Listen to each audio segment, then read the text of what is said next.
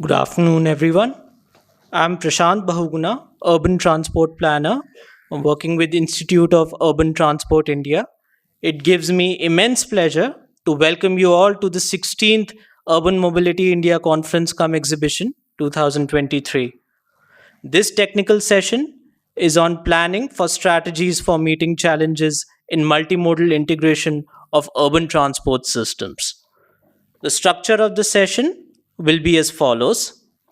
There will be opening remarks by moderator Mr. Shravan Hardikar, Managing Director of Maha Metro, which will be followed by a series of presentations by our distinguished speakers, after which there will be a brief question and answer session post the conclusive remarks given by session chair to be followed by distribution of mementos in the end. With that, I now introduce our session moderator, Mr. Shravan Hardikar, Managing Director of Maha Metro. Mr. Hardikar is an IAS officer of 2005 batch of Maharashtra cadre. He has experience of working in various sectors like revenue administration, rural development and poverty alleviation, rural livelihoods, elections management and disaster management. Most importantly, in urban governance and transport management in urban areas. He's been responsible for creating IoT based city management platforms for smart city, ease of doing business to the businesses. He has also successfully completed World Bank and Mahua sponsored Leaders Program in Urban Transport Planning. In 2015 and 16, where his project on revamping bus transport of Nagpur city was adjudged the best project during the course. He was ex officio director of Maha Metro for implementation of Nagpur Metro and worked closely with Metro for land acquisition, utility shifting, feeder services planning, and implementation of TOD policy for Nagpur city. With that, I hand over the session over to our moderator, Sir Shravan Hardikar, for further proceedings. Over to you, sir. Thank you, and welcome all of you to this breakout session on strategies for meeting challenges in multimodal integration for urban transport systems. As my uh, introduction suggests, I'm very new to metro as a whole, but I'm not very new to the transport as a sector. So I'll just introduce the subject. Most of us have been working in sector for urban transport and related subjects, and some of you must have worked in this sector for quite some time. But why we are discussing this topic today, and there has to be some brief background to it. I'm born in a suburb of Mumbai. Anybody who has heard of name Kalyan Dombivli may understand where I belong to. Many of railway people who have served in Mumbai will understand how a Mumbaikar lives in a suburb. A suburbite in many other bigger cities world over also starts his journey from his house on foot. So whenever we wake up and we have to move out of house, we decide to catch the nearest suburban rail transport station and we have to walk up to that point. Then we move to the destination city. From there again we catch some share of auto rickshaw or we catch some bus to go to our office, and then we return by the same path. For this kind of a life, there are roughly around 10 million Mumbaikars who have been doing this for ages together. So today also, I recollect my mother since 1975 has been doing this. I followed suit for some many years till I moved to Pune. And after that, I started looking at other modes of transport. Many of us have come from metro cities or tier 2 cities where we are used to different modes of transport when we start our journeys every day. When the cities in India especially started becoming bigger and growing faster than the rate anticipated, the need for mass rapid transit systems arose. And with mass rapid transit systems, we mean by metros or LRTs or BRTs. BRTs took precedence in some cities, but in many other cities, metros, especially led by Delhi Metro, and now followed by another 20 cities who have taken up the role of establishing metro cities. But metro system per se, most of you will agree, is not going to be the anchor in the whole public transport system. As I was informed by the CTO of London Transport, the city which has a distinction of having the best underground metro system in the world, they still claim that entire mode share of metro is not more than 12 to 14% in the public transport that they carry. It is still the bus transport system which carries roughly around 45% mode share of the public transport in the London city. And if that is going to be true everywhere, if Delhi like city is going to carry roughly around 7 million rides per day of metro, then at least double or triple the rides are going to be taken by other modes of transport. And then it leaves us open with a big challenge of how we integrate this entire experience of shifting from one mode to the other for making the life for the citizens easier. Eventually, we are all living in an era of enhancing the quality of life for the citizens, and the biggest part of ease of living is nothing but how seamlessly, how integrated manner in which I am able to move from my house to the destination where I'm moving on a daily basis, whether I'm going to school, whether I'm going to my workplace, or I'm visiting for entertainment purposes. Whichever way, are we able to create that seamless, integrated, multimodal experience for the citizens or not? And the city which is going to offer this kind of experience is going to become more and more livable city, the choice of the citizens to settle into, which is going to give more time, more relaxed time to them to spend with their families, with their friends. And so to make that dream come true for any citizen, the aspiration of every person that they should have a good quality of life, we all designers and implementers will have to toil hard in creating good multimodal transit hubs. Till 2015-16, when the DPRs of metros were being made, unfortunately, we missed out on creating a section or a chapter on multimodal integration. But they say in Hindi, "Der aaye durust aaye." We have come at good time that we have started discussing multimodal integration, and that was a time when I actually did my urban transport planning and was lucky to have visited Hong Kong, Taipei, where I could understand how the multimodal integration is happening in these big island cities. I visited Seoul, I visited Lyon, I visited Paris, and I visited Stockholm, and I have seen all these cities are implementing multimodal integration in best possible ways. So here we are today to discuss the experiments that have happened world over and also in India. We have an august panel of speakers who are going to speak to us, share their experiences on multimodal integration. Uh, we will first follow with speakers making their presentations. I request all of you to hold your questions. We will take all the questions at the end of the session. Every speaker will have roughly around 6 to 7 minutes for their presentation. If we can finish this in 5 to 7, then we'll leave ample amount of time for questions. So we'll begin with Loknath Behra sir. Loknath Behra sir needs no special introduction since most of you must be knowing sir already. Sir has been MD of KMRL since last 2 years.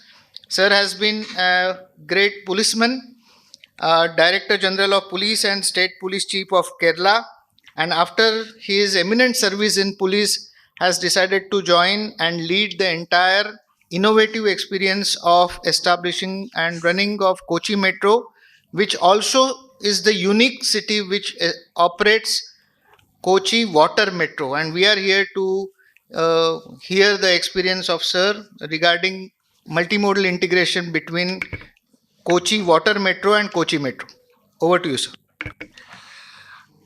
So I take the cue from the chairman and the chief moderator. If you in the morning think that I will go to my office, from the office I'll go to my sister's place, from there to my dentist, then from the dentist I come back to the office and come back home. That is how you plan your day. So how do we travel? The biggest problem is that by traveling from your house to a actually, then if you say that I have so many places to go, then let me pull out my car, I'll go. That is the easiest way to do. But suppose we say that we take care of public transport authority, uh, takes care of everything, the ease of travel is there, then your problem is not there. For example, 1996, first time when I went to London, there was a that I actually, in fact, I wanted to, I kept that particular ticket, they called the day pass. That was not actually having QR code or any technology or any magnetic strip, nothing. It is a card where actually you go by metro or you go by a bus, you go by a tram or you go by a boat, that actually, except for the taxis. So that was actually way back in 1996. But in no city today, here, we have an instrument like this. It's a PDF. And when I talked to Mr. Burma, actually, he had met the transport for London. So Mr. Verma, he actually is from this place, but he runs is the deputy chief. He also says that when they brought the multimodal integration, I will talk about that in London, they had to handle 40 transport companies to come on the board, and all are private operators for the buses. And how could they do it? And now in Singapore, as well as in London and in some few cities, you are following the account based ticketing. Notwithstanding its some difficulties, you use, when I went to London last week, I was in London. हाँ, अगर I है was तो using वो my pointer State they Bank of दीजिएगा, India debit card pointer to उधर ही दे enter any दीजिएगा, वो metro. उधर से ही चेंज करते रहा है, I उधर travel से चेंज होती quite a जाएगी। bit. Well, the same thing happens in Singapore. The same thing happens in some other places also. But ये बंद नहीं करता। why it is not happening in our place? That is the question. Anyway, that is up to you to take a decision. I will tell about that, a technology which we have now introduced in Cochin. Cochin is a very interesting place because it at 27% of its area is water. And what type of water? It has backwater, it has river, it has canals, it has 49 canals. And it has sea, it has mangroves, it had everything, a kind of thing. Therefore, we brought that it is surrounded by 10 islands. So we thought that the mainland should be connected to the islands in a very, very scientific manner by water metro. So I'll just give a very small presentation and then I'll come back to the technology part. Yeah, next. Well, the what we wanted is that whatever you say the integrated transport, or rather I call it integrated water transport, that should be one network, one actually timetable, and one card or one instrument. If it is done, then that is integration. I put it in this way. I'm not talking about by actually making the footpaths or something so that you have a good ease of actually walking and to a metro station or to a water metro station. Next. See, what I just wanted to tell, there are a lot of actually misconception about the water metro. Water metro is basically consist of actually the boats. The boats look like trains, and it is electric boats, hybrid. Of course, we have another backup support of POL. In case of emergency, we can just put it. It runs at 10 knot speed, and entire operation is just like metro. You have to the same AFC gates, the same kind of tickets. You go by like that. We have more, unlike in the metro rail, we have a passenger counting system. That means if the boat capacity is 100, so when it actually 96 cards are swiped, it will close. It will not open. Even the 97th card will not open. That is how you are ensuring the safety. Totally controlled by an OCC like a metro rail, and it has got all kind of devices. I mean communication devices, as well as it has the most interestingly, it has a battery pack. The battery pack is extremely expensive, and but 100% charging is done in 10 minutes. That is the beauty of this. Actually, charge, that is an LTO battery. Actually, we are using that. Next. So, what happens is the next. So, this actually looks like a, as I told you, inside looks like a metro rail train, and this is actually exterior is also like this. Next. So what happens? These are the commonalities with the metro. I mean, just like as I told you, AFC gates, you have to go by the kind of things, by all kind of things, whatever you see in metro rail, it is all there, replicated there. Next. See, what is happening is, you buy a interoperable card. That is the first one. You can travel both in water metro as well as in what metro. You actually, there is another card. Actually, there is a one card given by a bank, that also it is a Kochi One card we call, and there also you can travel in both. I mean, that is a kind of integration we have done first. Next. So now this multimodal integration, how do we actually do? I did this particular. Can we have metro, rail, as well as water metro, as well as the road transport together? Yes, we did it at some places. So one is the best. It is called the mobility hub. What Hardik was now referring to that. Actually, it's a mobility hub. I wish we get opportunity to make so more mobility hub. Next mobility hub we are making in phase 2 line. Next.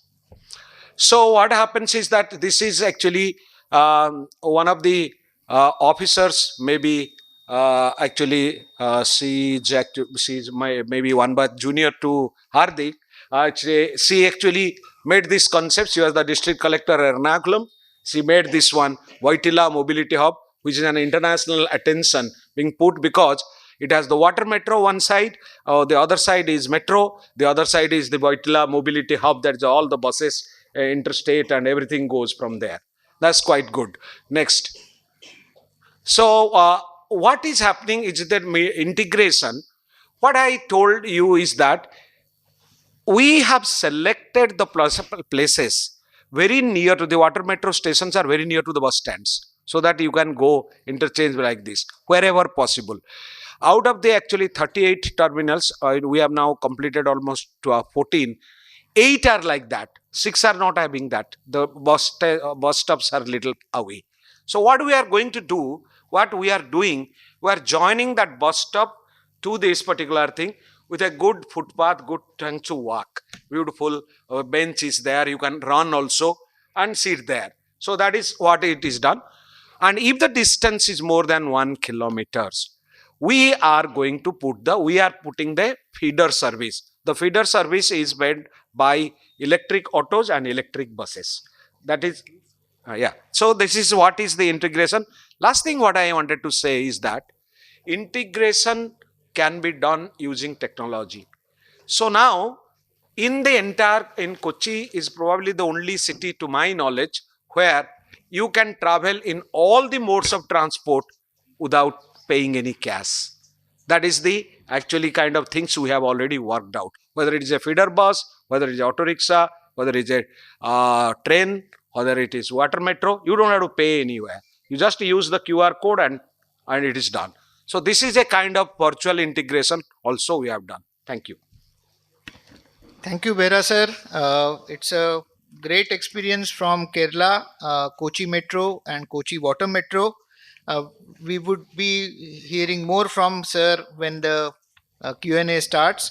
I request Vinay Kumar Singh sir, Managing Director of National Capital Region Transport Corporation NCRTC, to share what they have done at NCRTC for multimodal integration. Sir is originator of RRTS in India, and now we are going to see much more proliferation of RRTS in India in various sectors. He has recently launched the first RRTS stretch, and we must give him a big hand.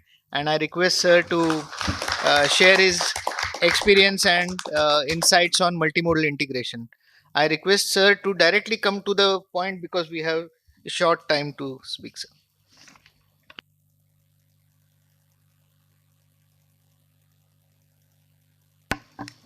Thank you very much. So I'll quickly cover how we are working on the multimodal integration and beyond that on interoperability of the corridors also. So the regional rapid transit system on which we are working, uh, this has a design speed of 180 kilometer per hour, and for a customer or a commuter, the average speed, the commercial speed should be around 90 to 100 kilometer per hour. The objective is to cover the major portion of the national capital region within 1 hour. Next, please. So, as mentioned by our moderator, the first services were just started on 20th of October, just last week, by Honorable Prime Minister, and these trains are now called Namo Bharat trains. The full corridor is supposed to be commissioned in June 2025, but I am happy to share with you that this project is going at a pace that will be able to complete the project before at least 6 months before the targeted time. So starting from this, so there are 3 corridors which will be covering 3 different directions in the national capital region. I don't know if I can, do we have a pointer? So the red circle is Sarai Kaleka, when we can see the 3 corridors going into 3 different directions. Uh, uh, they are coming and merging at this particular station, which is a central hub. And here the trains can move from one corridor to another. So that means there is no interchange penalty at the this particular hub, and because we will be covering 4 states, and this is a kind of interstate service other than intercity service, and people will be able to move while sitting in the same train to other corridors, and you can choose a train which goes to the other corridor. Now the multimodal integration had been the central strategic thinking behind this project when we developed at the planning stage, when we developed the routes, the alignments.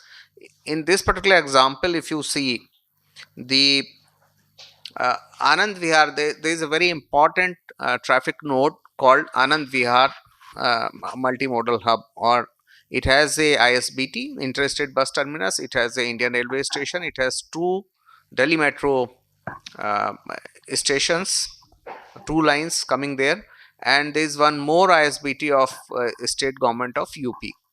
All this within a radius or diameter of, I should say, 500 meters. We have taken the alignment, the green one is the alignment which we have taken to Anand Vihar. It is underground alignment of RRTS. We could have gone straight. So while we could have saved some money and we could have made our lives little easier, but we chose to go to Anand Vihar, and this Anand Vihar transit hub becomes a very important traffic interchange point. So people can move from Indian Railways, from Delhi Metro to buses to RRTS and vice versa. Now this is a theoretical part of it, but I'll just touch because many people who are stakeholders sitting here. Uh, so this is the flow of planning and implementation which we followed. So while at network stage, we planned the whole network, the routes, the alignment in a way so that we can do multimodal integration. Some of those examples I just shared. The RRTS, which goes about 100-150 kilometers into the states from the center of Delhi, it will become the main transport, the passenger, I should say, passenger transport access or the backbone for very high capacity, very high throughput passenger movement. The capacity of the system can go up to 60,000, 65,000 passengers per hour per direction. And truly the spirit of PM Gati Shakti, where we talk of bringing all modes of transport to common point in a way that they are not competing with each other, but they are complementing each other. So this is how we plan at network level. So what we are creating today is a network of networks. So if you go to the Gurugram, we are having integration with the Gurugram metro. If we go to the Meerut, that Meerut metro itself is subsumed within the RRTS infrastructure. If we come to Delhi, then out of 8 lines of Delhi metro, we are having integration, very seamless integration with Delhi metro lines, 7 Delhi metro lines. So at 9 stations, we are integrating with various Delhi metro lines. We are integrating with the airport, Indira Gandhi Airport, and now the state government of UP has given us a feasibility study to link the RRTS to the Jewar Airport. So in a way, if that comes up, then both the airports through this network will get integrated, and high speed mobility will be available. Next, please. This to some extent I have covered, that we are touching various modes of transport, whether it is metro, whether it is the airport, Indian Railways, all the 3 Indian Railway stations we are touching in Delhi directly, and in some cases indirectly. Almost every bus stand within the 3 states we are touching, and there is very good seamless multimodal integration either through the footover bridges or through the underpasses. Next, please. So this is one example where if we can see this, on right hand side corner is the Indian Railway station. Right hand corner, yeah, this is the Nizamuddin Railway station, and on the left hand side, if you go, that is the ring road, and next to the ring road is RRTS station, so the blue one. And this station is a central hub, as I had explained earlier. All 3 corridors come here, and the exchange is planned in a way that trains can move from one corridor to another seamlessly. And on the right hand side is the ISBT, which is the planned ISBT with the government of Delhi. And now you can see the all the 4 modes are common.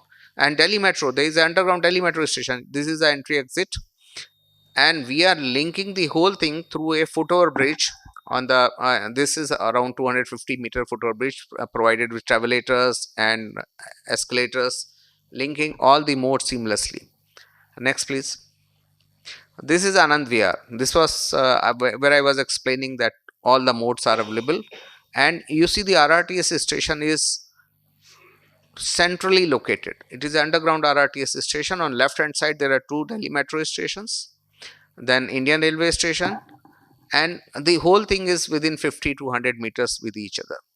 And again, we are providing seamless connectivity by escalators, lifts, so that people can move with their luggage with, and there is a universal accessibility. That means people can whether elderly people or children or ladies, they can move seamlessly.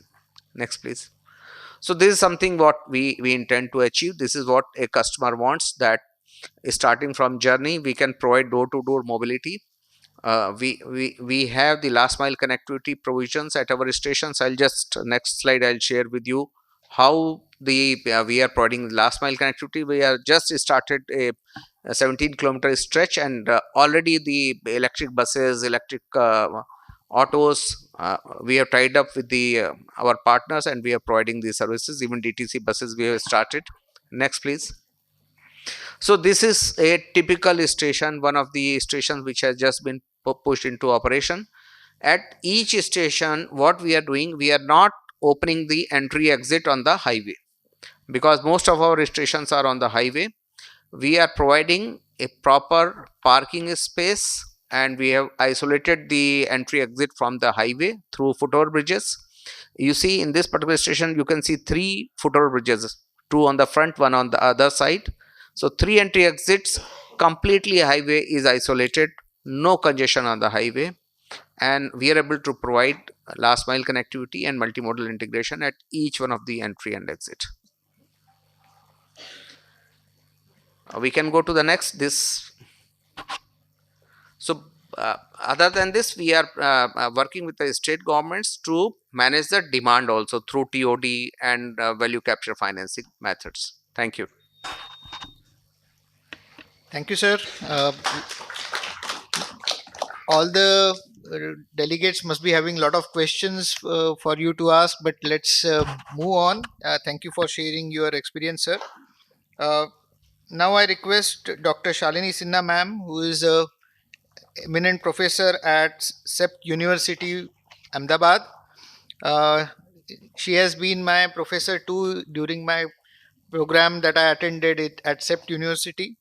And now, after hearing our multimodal connectivity experience from water metro and RRTS with our metro and other bus transport systems, here is a perspective on how non motorized transport can get integrated with the multimodal integration. I request ma'am to share her experience on NMT integration for enhancing ridership of mass transit system. Thank you, sir, for the introduction. My slight change in the topic, actually, which I don't think is updated there, but I'm actually talking about multimodal integration in Indian cities and what are the key challenges and the opportunities that we have with us. So I think some of the aspects has already been covered by the previous speakers and also by the moderator. So I'm going to skip some of that, but very quickly, when we talk about multimodal integration, we're talking about integrating different modes with public transport so that commuters can get seamless journey. And one of the key underlying objective of this is we are get to have more and more people shifting to sustainable modes of transportation. Having said that, some realities of life that attracting commuters to public transport is not easy. It is actually very challenging, and some of the key reasons for that is there is a strong competition that we have from the private modes. I mean, the economy in India is booming. People have easy access. I mean, income levels have risen. Easy access to finance. All of these things are very positive. It's a very aspirational society. People want to buy personalized modes of vehicles so that they can conveniently travel. And on the other hand, somehow the multimodal integration that we want is still not there. I mean, despite a lot of efforts that we are putting in. So I think this has already been spoken about, but when we think from the commuter perspective, they are thinking about the entire journey from their origin to the final destination. It is not just a travel on the metro or on the bus, but it is an intermodal journey that they are talking about. And therefore, when they look at a movement or a journey, they are looking at as a public transport as a bundle of service attributes. And when we talk about an integrated transport system, we have to think about the different user groups who are there by gender, differently abled, so different user groups, and the integrated transport system needs to cater to all of them. And therefore, so that becomes an inclusive and seamless alternative. So, a very quick look at the user needs. So, we know that users want seamless travel. In comparison to that, there has been a lot of effort to push, I mean, in the public transport arena in terms of heavy investments in the rapid transit modes, push towards buses, electric buses, common mobility cards. So a lot of efforts that are being put there. But still, somehow, we do not really have an integrated system, and which makes the public transport not really an attractive alternative. And therefore, the question is, do we need a different approach than that we are taking right now so that we are able to have a seamless integration? So what are the key challenges that we are that we're facing right now?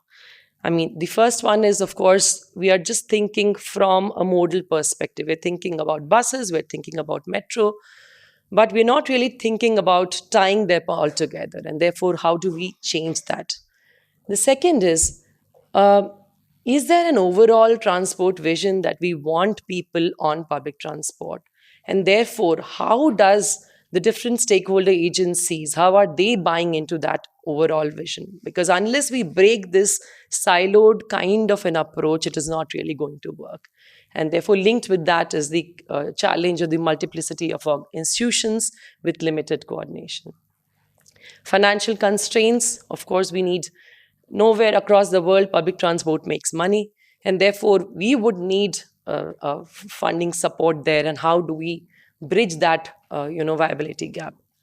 And lastly, we are putting a lot of effort in terms of introducing new mode, adding more capacities. How well are we making people know about what we are offering? I think that is also a very important but a missing link. And therefore, how do we reorient our approach towards multimodal integration? So, some basic elements that I want to talk about. The first one being that public transport as an integrated system, and that is how we need to view it that, like that. Rapid transit modes, they cannot connect all parts of the city. So if we just look at, this is just an example of Ahmedabad, but if we just look at metro, only 13% gets covered. The moment we tie up with the other modes of transportation, the coverage is almost the entire developed area. And across the world, I mean, Sir talked about London, anywhere that you see in the multimodal systems, bus has a predominant share. So we cannot really ignore that. It is very, very important. And lastly, how will people access the stations or the stops? And therefore, the last mile connectivity is also important. And how can we make better streets which are more accessible by different user groups so that our transit system becomes accessible? The second is the bus services which are there. They require quantity. Of course, the number of buses that are there in the city are very less. So there's a lot of impedance funding inputs that are going there. But at the same time, it also requires quality enhancements. When was the last route rationalization done? Does the demand pattern actually match the route patterns? I mean, these are very basic questions that we need to ask and address as well. And similarly, headways, 30-minute on average headways. People don't want to wait. They have other options available. So some kind of a reality check is very, very crucial here. So while we are talking about rapid mode introduction, maybe it is an opportunity for, having feeder services and therefore aligning the bus services and also improving the bus services while the integration is being done. And that is how we need to look at the entire thing. And I think that is going to be a win-win kind of a situation. It is not really a one-time exercise that you do a rationalization and it ends, but a continual monitoring. We have to look from the lens of a user group. And therefore, continual performance monitoring, looking at user-focused indicators in terms of reliability, comfort, convenience. Some of these indicators are not really there in performance monitoring system. How do we bring these in? Very important part is in terms of the funding operation, funding support for the operations. So public transport, there are different agencies, but they do not really have adequate revenue sources to be able to cater to the deficits that are going to happen.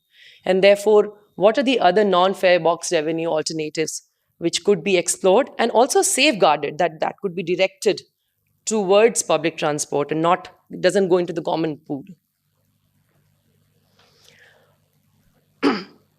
Coherence in the transport strategies. We are doing rapid modes, but we are also doing flyovers, more and more flyovers, road widening, new roads, providing free parking. Really conflicting set of measures that we have. Is there a common vision? So what is essential is we have to tie those interventions into a common coherent strategy. We want more people. Of course, we want more investments on public transport system, but at the same time, let's start putting in push measures so that we're able to push people away from their private modes. Otherwise, it's not going to happen. Institutional integration, there are different models which have been experimented in different cities, different countries across the world, depending on the historical context, the kind of governance structures, political values which are there. In Indian cities, we're talking about AMTA, BMLT Act has already come in. So I think this is something which is very, very important for ensuring the institutional coordination. Lastly, the branding and communication of PT services. We are not really communicating on the public transport services adequately. On the other hand, there are commercials which are casting negative light on public transportation. So this one which is talking about how cars are better than metro systems, right? Aggregators talking about how it's better to have, two-wheeler aggregator vehicles which are better than the buses, and how two-wheelers are as an alternative to public transportation.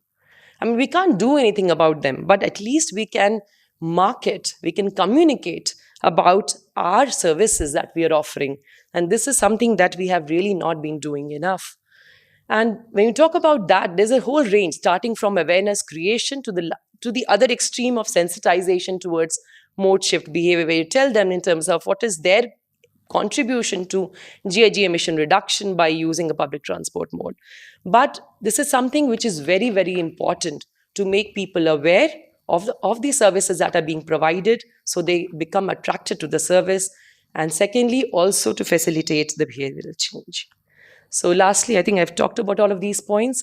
User is the focus. We cannot forget them. And therefore, aligning the strategy around the user is very important. Integrating mode services, network, physical, fare, information, all of them are equally important. Institutional integration is the key enabler. Buses are the ubiquitous form of public transport mode, and they need strengthening. Alternative funding sources are very crucial. And lastly, the communication and marketing is also very, very important. Thank you. Thank you, ma'am. Thank you for highlighting the challenges and opportunities that lie in the sector of multimodal integration. Now we move on to some international experience and knowledge to be taken on board. I request Mr. Guido Brugman, a senior urban transport expert from Netherlands, to share his views on urban multimodal integration through one region, one system, one fare through revenue integration. Thank you.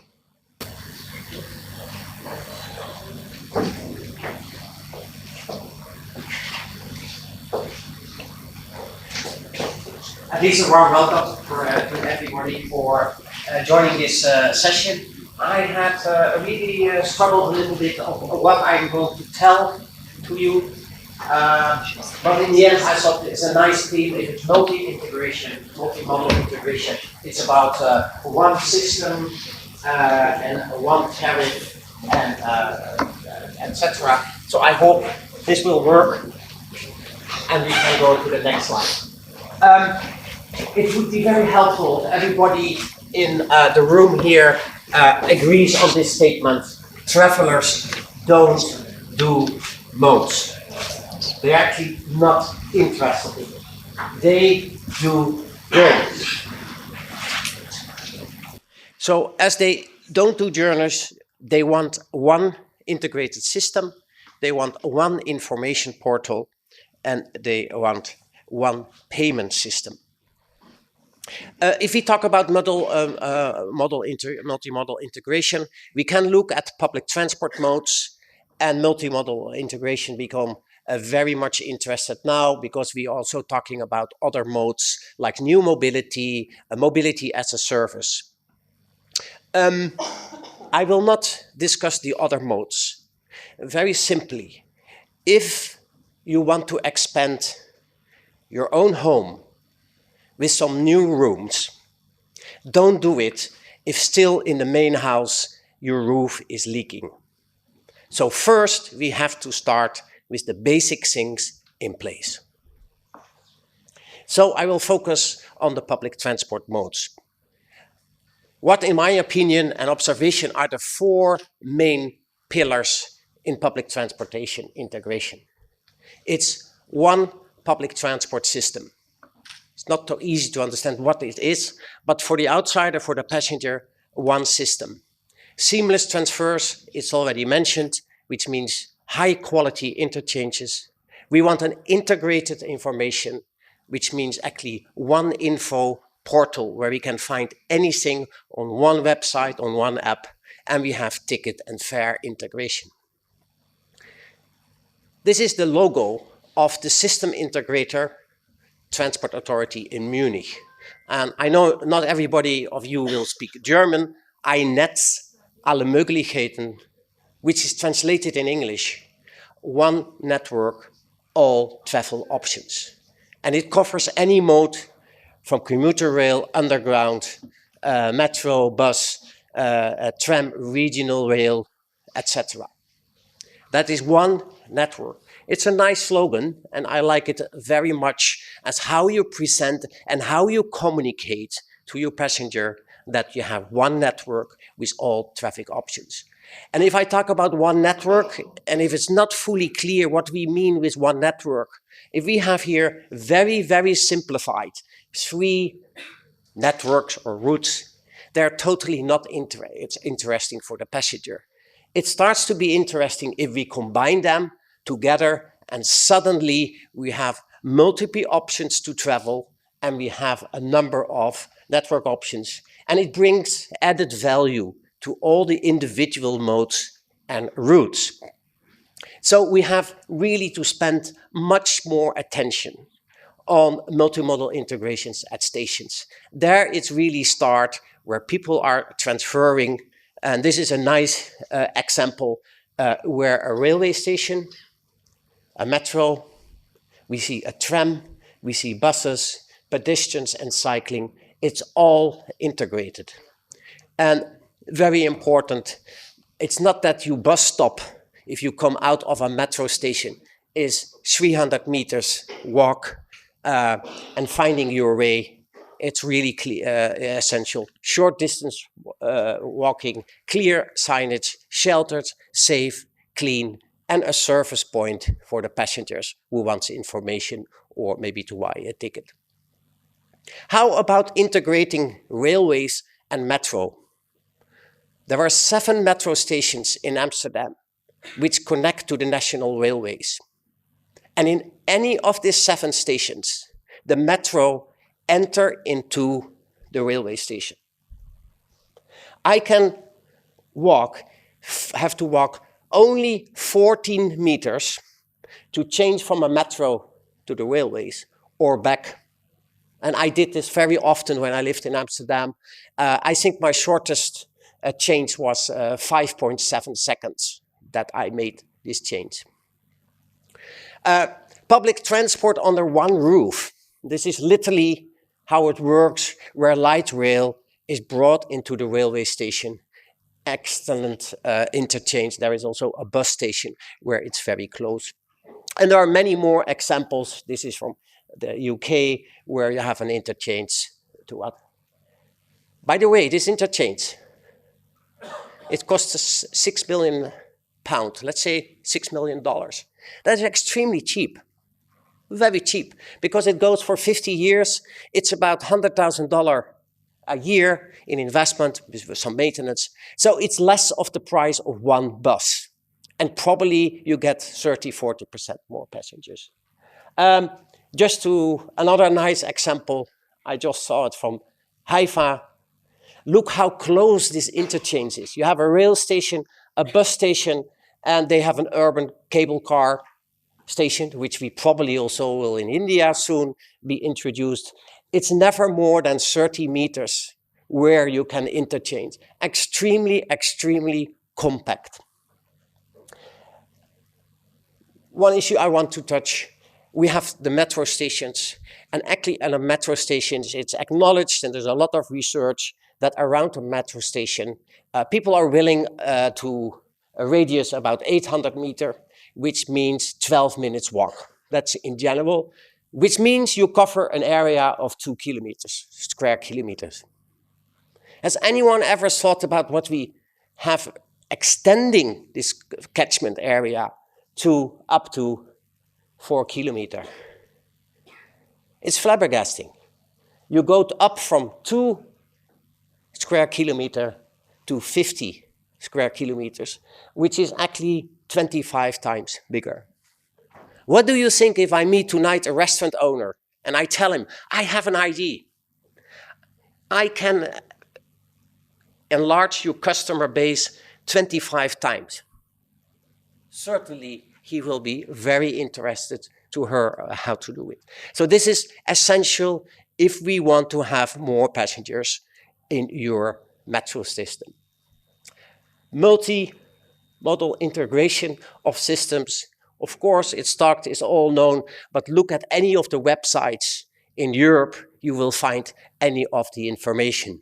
And even better, if you click on the tab Mobility, you'll not only find all information, about public transport, but also about taxis, about accessibility, demand services, park and ride, mobility hubs, cycling, scooters sharing, bikes sharing, car sharing, all in one portal. It's all integrated mobility. This is an example also from Munich. Where do we stand in India? I come to the end. What can we learn from abroad? I'm not here to tell you what is the status. I think I leave it to you. You all know. Please fill in these boxes. Where do we stand actually?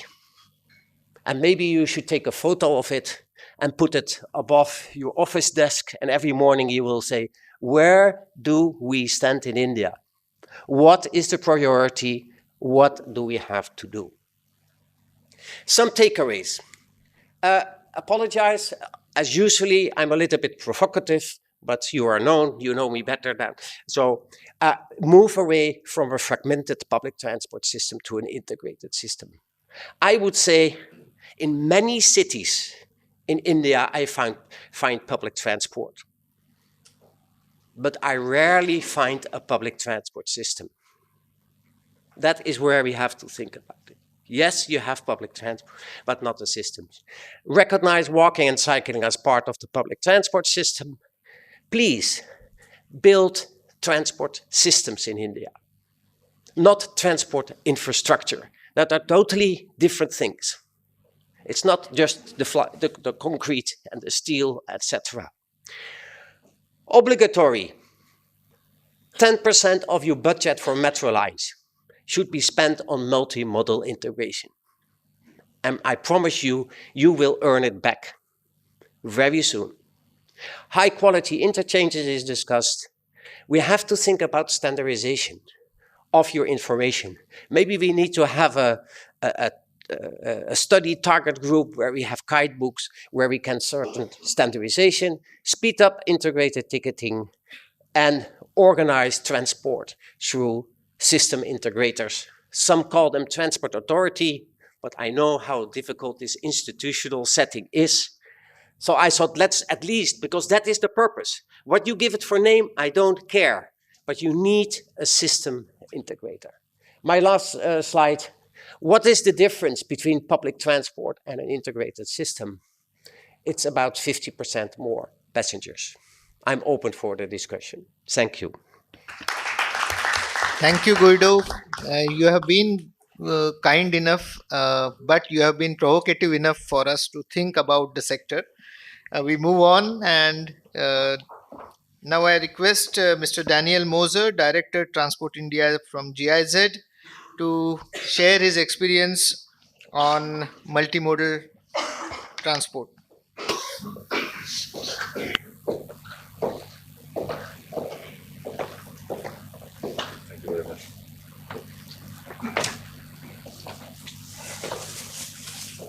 Thank you very much. Thank you, everybody.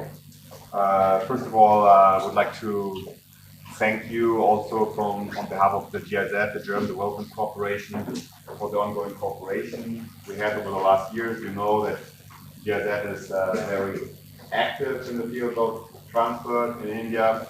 We work quite closely with Mohua. Today in the morning, I have the honor to shake the hand of the minister briefly when he came to our stall at the exhibition. But today I want to showcase a little bit of an example. And please don't hesitate to come to me also if you think we should cooperate. I'm based here in Delhi since recently, and I'm very happy to and open for conversation. So let's talk about Berlin. I brought a little case study which explains and goes into detail what we're looking at in Berlin when it comes to multimodal integration.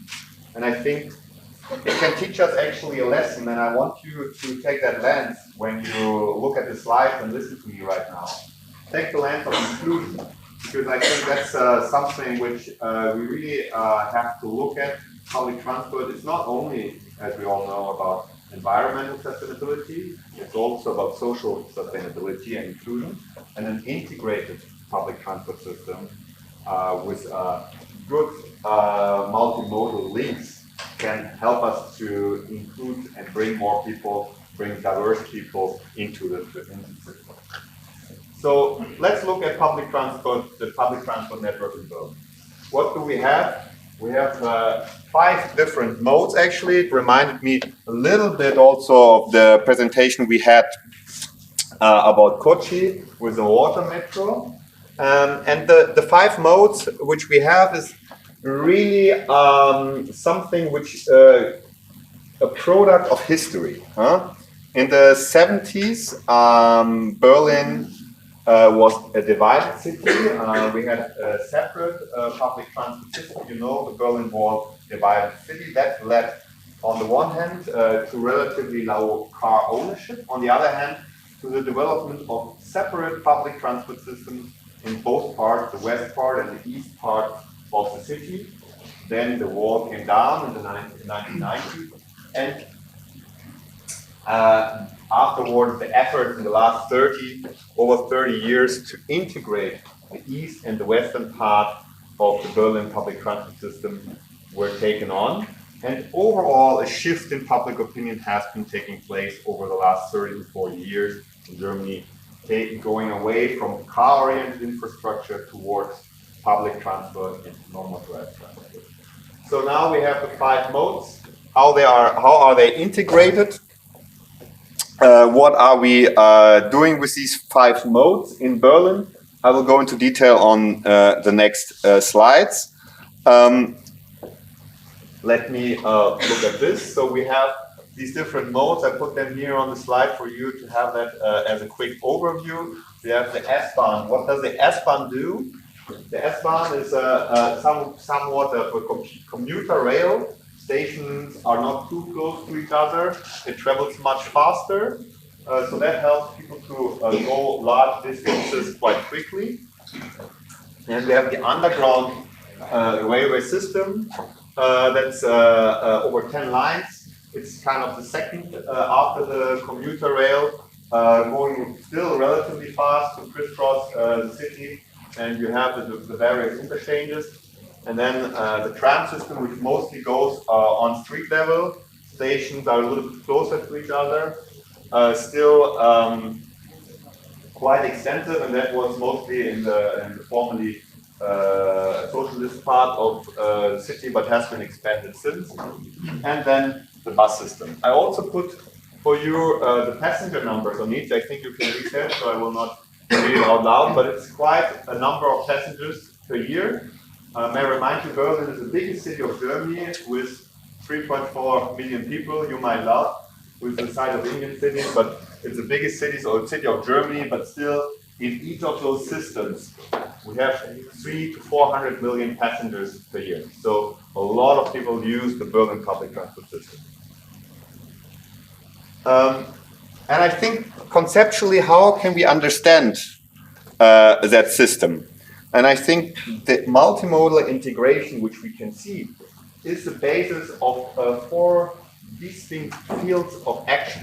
We have the planning and infrastructure, the system and technology, the information, and the institutional integration. And all these 4 areas, these 4 pillars, they work with each other to have an essentially fully integrated system. Now, on the one hand, something we have been hearing about, the multimodal hub, the supporting access networks, and Berlin also has low emission zones where only vehicles with low emission standards or good, strong emission standards can enter. Then we have the operational integration, where the public transport, the different modes come under one roof when it comes to the operational operation of the system, the fare integration, and feeder vehicle technologies that help to seamlessly integrate with the modes. And then we have the information element, integrated wayfinding, the real-time updates, the websites, the apps, all of that is integrated across all modes to create a truly integrated public transport system. And then the last point, institutional integration. The Berlin public transport system is highly integrated institutionally. We have an institutional setup in Berlin that helps to govern the whole system as one. And that has led to success. This is the mode share over the years from 1989 to 2013 we have here. It went up further in the past years, and we see the success is quite strong.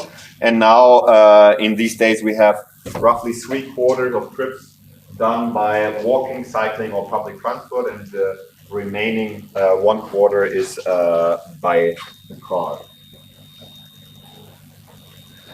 So let's look at the institutional integration a little bit more.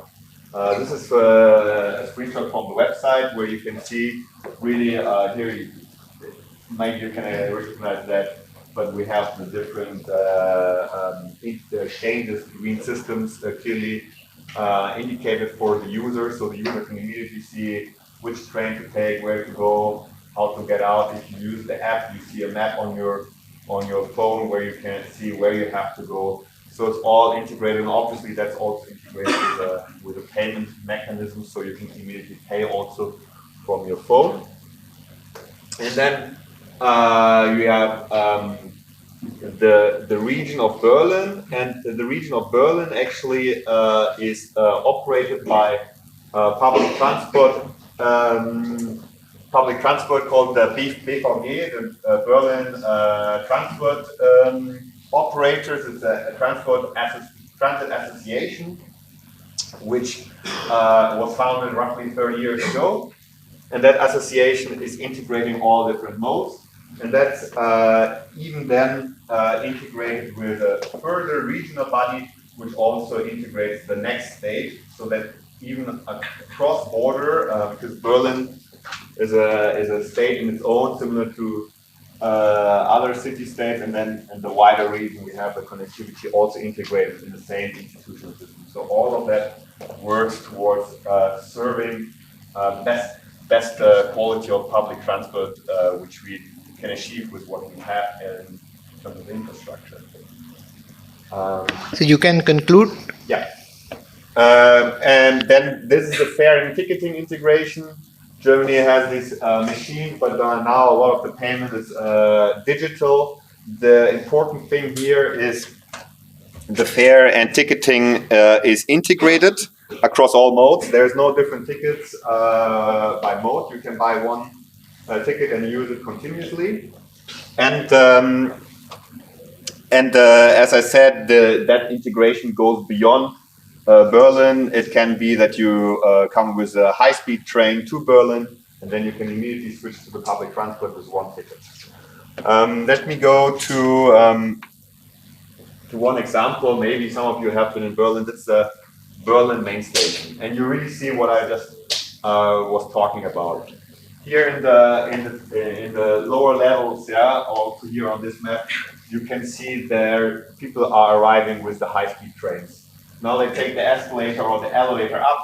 On the top level, you have you see a commuter rail train coming in, and that station is quite complex, but it can serve a lot of users, and it's heavily integrated. You have in front of the station, you have a bus terminal where buses leave. You have taxi terminals. You have the public transport system, all within one station. So the interchange is quite easy. Really, a very good multimodal hub, which can serve a lot of users. But I think I want to extend it a little bit and zoom in some element to some level, because critical to understand how to increase the ridership is also to zoom into the street level. Because how do the people get to this multimodal hub? Many times it's by, as we have heard, by walking or cycling, and that requires strong and good street design to serve the walking and cycle users.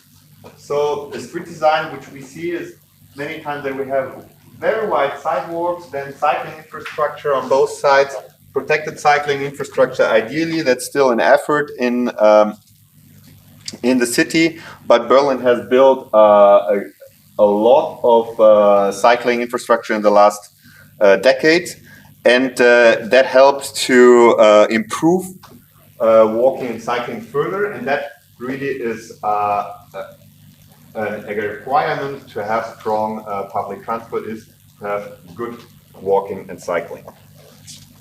Let me come to the end. So that's the outcome, the accessibility in Berlin. And I juxtapose here the residential and workplace density of Berlin with the rail network for simplicity. Obviously, this rail network is complemented with the bus network and the other modal networks that gives you a really, really fine resolution in terms of accessing public transport. What I want to show you is that over decades, Berlin has managed to really bring the workplace and residential density in line with its public transport network. So Berlin is able to capture most of the population where they live and where they go to work every day, and obviously everything in between with that sort of public transport network. So the takeaways, just a list, user-centric approach, intermodal connectivity, the comprehensive planning, which I tried to showcase a little bit, public-private partnership with the transit associations, the active and sustainable modes with strong street design, then the fare structures, which are fully integrated, strongly data-driven, where we look at how to make the network more complete, how to enhance accessibility for all. And this collaboration and engagement is really at the core of the system. There's a continuous debate when you go to Berlin, when you open the newspapers, continuous debate how to improve the system for the users, maybe walking or cycling, but also the expansion of the public transport infrastructure. Last but not least, political will. That's crucial in order to create a green, livable, and more enjoyable city. Political will is foundational, and so I'm happy to talk to so many of you who have the power to change the city towards a better future for all. So that's all of it, and I'm looking forward to this discussion. Thank you, Daniel. It has been very comprehensive, and anybody who needs further inputs, you know where Daniel sits. He sits in Delhi. You can invite him and take more information and access to multimodal integration from Berlin.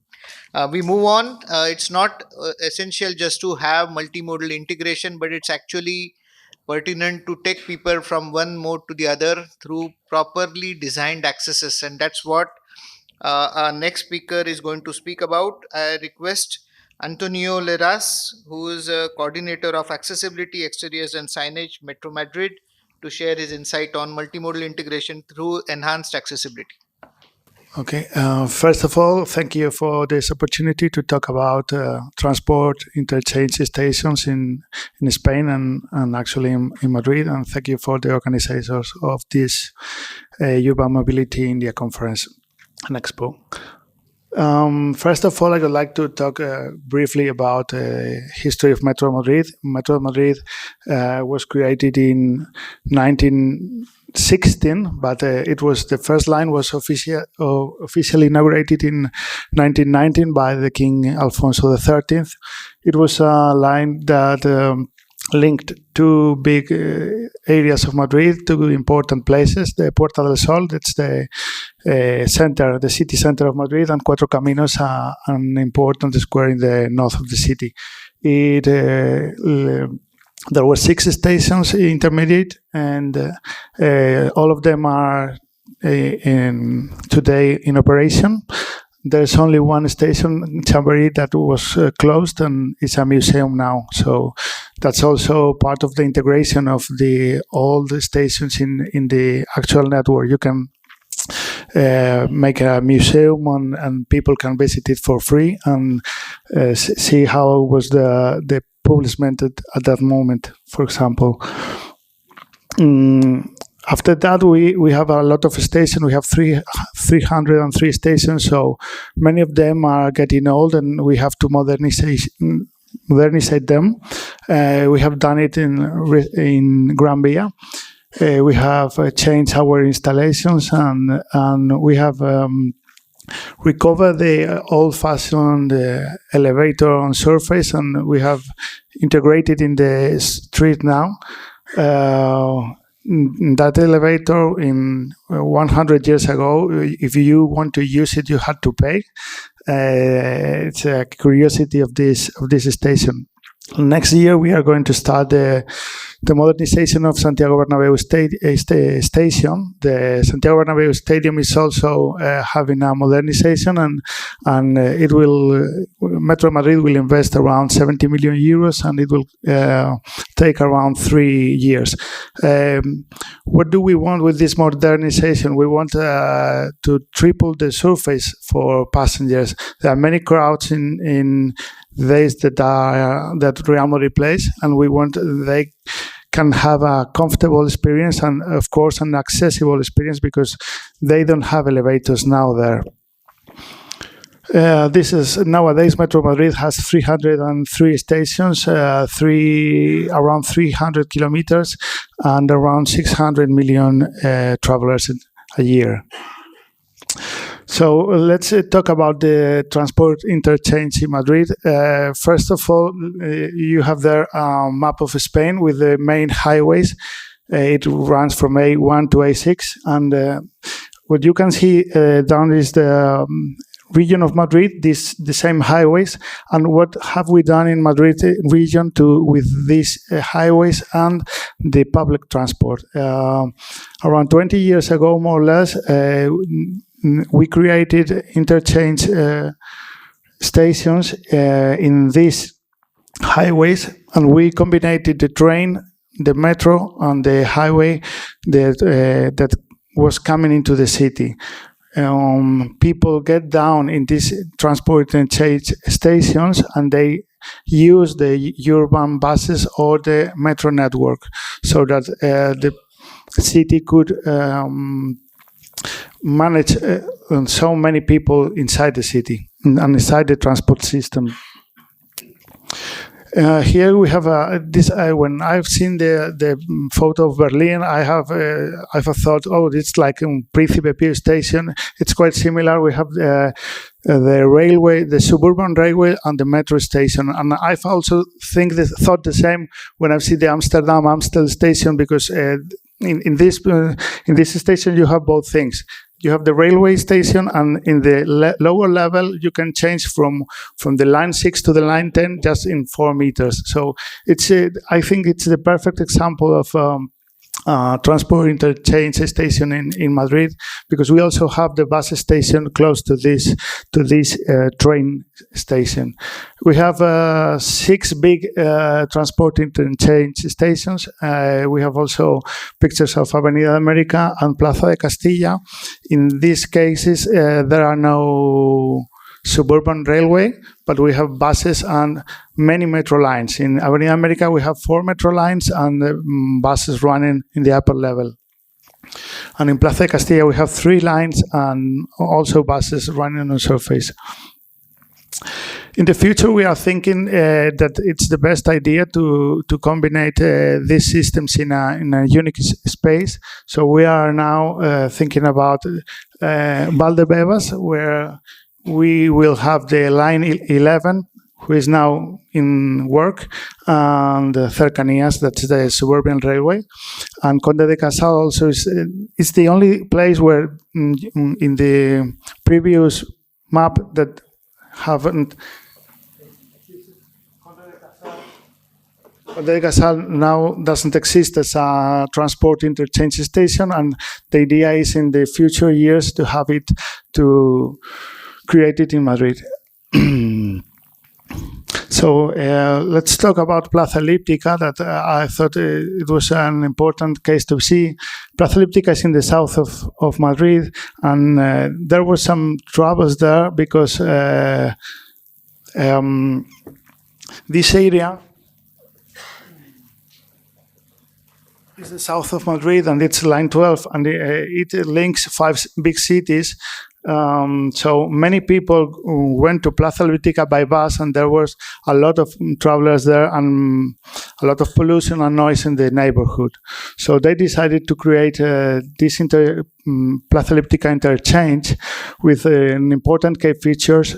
First of all, exclusive bus access tunnels which avoided in the surface the noise and the pollution, no pedestrian vehicle conflict. The travelers don't, they wait for the bus in separated areas. And also a very important key feature here is like if you get into the Plaza Elliptica interchange station, you just don't have to waste more than 2 minutes, and you don't have to walk more than 100 meters to get from the bus to the metro station. There are 2 lines of metro, the line 6 and the line 11. So in the worst case, it's line 6. You don't have to waste more than 2 minutes. This is a section of Plaza Elliptica. There are 2 important things here. The first one is that you win a park for the neighborhood if you get into the buses in the lower levels. And the second one is that the distribution is in the first lower level. You have the urban buses. In the second level, you have the regional buses, and in the third level, you have the metro access. The 3 levels have the same shape, and the idea is you have like 10 stops for the buses and vertical combination so that you can go from one level to the other fastly by mechanical ladders or by elevators. It was the construction. This was like most of constructions in Madrid have the same process. Like I suppose I don't want to waste time here, but a perimeter pile screen, main pillars through pile piers, and excavation of the slab, and continue with the process. You can conclude, Antonio. Excuse me. You can conclude. Yeah. Plaza Elliptica has 30,000 square meters and around 126,000 travelers. And last year, in 2020, there was a problem in Plaza Elliptica that we solved. There were no elevators for the metro station line 6. So to make it a real interchange, it had to be inclusive and that all people could get into the bus or the line 6 without special help. So we made these elevators, and it was we had to build 6 elevators there in 5 wells, and it was a depth of 22 meters. This is the process we executed. It's a typical process in Madrid, and I don't want to spend time here because I know we are on time. And just the conclusions of this, what I have said, the vertical transport facilitates movements between the different levels. If you avoid the conflict between pedestrian and vehicle, you can win green spaces in the city. It's very important when you think about this to think about the distance required to change of mode of transport. And I think this we are all saying the same, but I think it's important to repeat it. And also you have to think in another ways of modes of transport, like high-speed trains and airports when you think of transport interchange. Now, I think in airports it's quite easy to do it, and it's going to happen in Madrid also. We have this, and you have to think about this when you think in small stations. And that's all. Thank you. Thank you, Mr. Antonio, for sharing your insights on Madrid. And now we move on to the next presentation. I request Mr. Hans-Jörg Gisler, head of HES, to share his insight on modern and inclusive mobility for everyone's journey. You have to be brief and just try and avoid the repetition which other speakers have done. You have a lot to share. Thank you.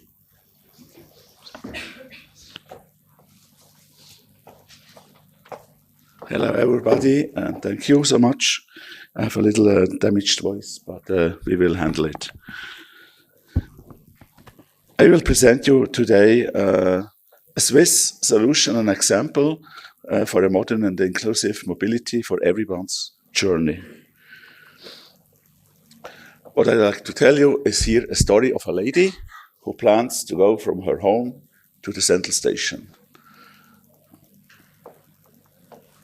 So First, she's thinking, shall I take the three-wheeler and then to the hub of a 12-meter bus? Oh, it's peak hour, it will be crowded full.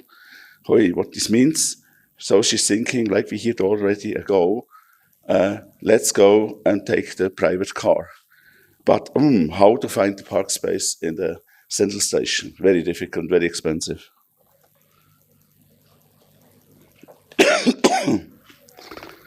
Additional, all the systems needs multiple payment methods. And this is something which is really not comfy, especially for older people. It's let's say, a mess of systems, and it's really not efficient. So the lady is thinking now a little in the future, in a hassle-free traveling time, what this means. What is the alternative? The same target, the central station. Now she will go with the shared, let's say, three-wheeler e-bikes or a shared car to the next bigger hub of a metro system. First of all, she will have a parking zone which is named Park and Ride. So the system which calculates all the costs, it's one app. In Switzerland, you will see then an example.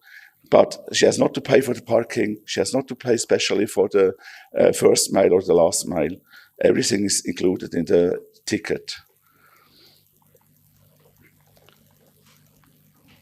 So then next is also important that we have this one journey, one payment methods. Especially for older people, it's really not easy to take all these different systems, to take credit cards, whatever. And therefore, I take an example of a little city of Lucerne, only 200,000 inhabitants. But I'm sure in India I have a lot of little cities like this, and they have also been improved. We can't only improve the metropolitan cities like Delhi, Mumbai, etc. We have also to take care about the little cities. So here, very typical view of an old city. It's very density built already. To integrate here new alternative systems of transport is not so easy. The city is growing around, let's say, 10-15% per decade. And also, the next problem is how fast we can integrate new solutions in existing infrastructure. And then, of course, the costs, especially these more little cities have not the same budget like the big metropolitan cities. And therefore, we need to have a solution which is cost efficient. So Lucerne had follow approach towards sustainable mobility.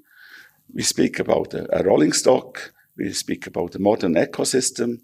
We speak about mass transit lane. We speak about the planning of everything. And we speak about the multimodal integration. So what we have here is the task and solution in the same way of this little city of Lucerne. It has to be, this new system has to be a full electric high-capacity transit system. We have to operate this vehicle more or less 18 hours per day. It has to be very flexible and to be integrated in the existing traffic or space we have. The passenger shall have a feeling of comfort, to have a feeling of I'm traveling in a modern tramway or modern metro system. It has to be an inclusive mobility. The investments show below. And of course, they like to have a reduction of the trip time, this journey time, of around 10%. A little movie to show the planning phase of this solution. Here we're coming out to the central station, the center of Lucerne. We have here the R-Bus named solution, special lanes. We have also integrated operation in the normal traffic.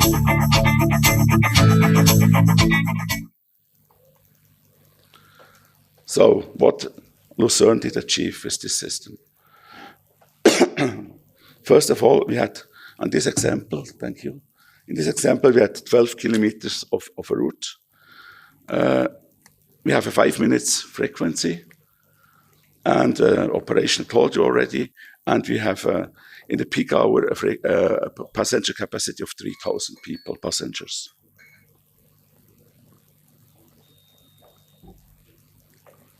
The solution we provide here has a capacity of 220 passengers in one vehicle. Here we have now, we tell it dynamic charging. It's a system trolleybus, for example, who can charge the batteries online by driving. We have a multi-modal integration. What we have is in Lucerne the use of a SBB app. SBB is the Swiss Federal Transport System, especially for the railway system, and they have a lot of partners integrated in this one app. This means we have here really the example of the railway. We have here around the railway the shared e-bike and e-scooter stands. We have here shared mobility, car mobility stands. We have here park and rides, which are included in the ticket to traveling to the city. So this is something which is, let's say, a basic condition. And now what is very nice on this app is I can go to a function. This function is easy ride. If I activate this, I leave my home and I walk probably 5 meters or 10 meters, take an e-scooter, go to the next bus hub, take a feeder line to the big metro line system, and go then, for example, to the central station and will take the train.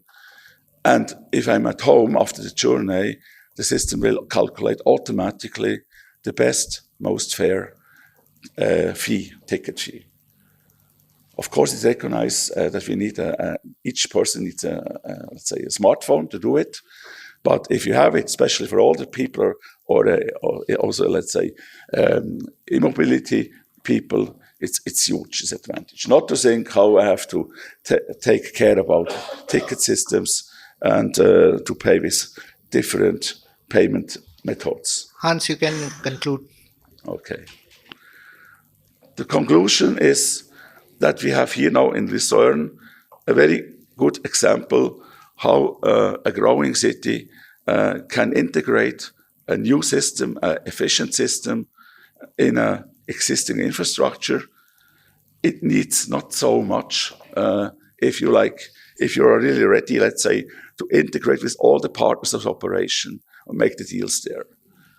And then it is really also fair for everybody. I mean, for the passenger first, but also for each operator, the ticket system will show you a fair price is separate or that is split then to the different companies or operators.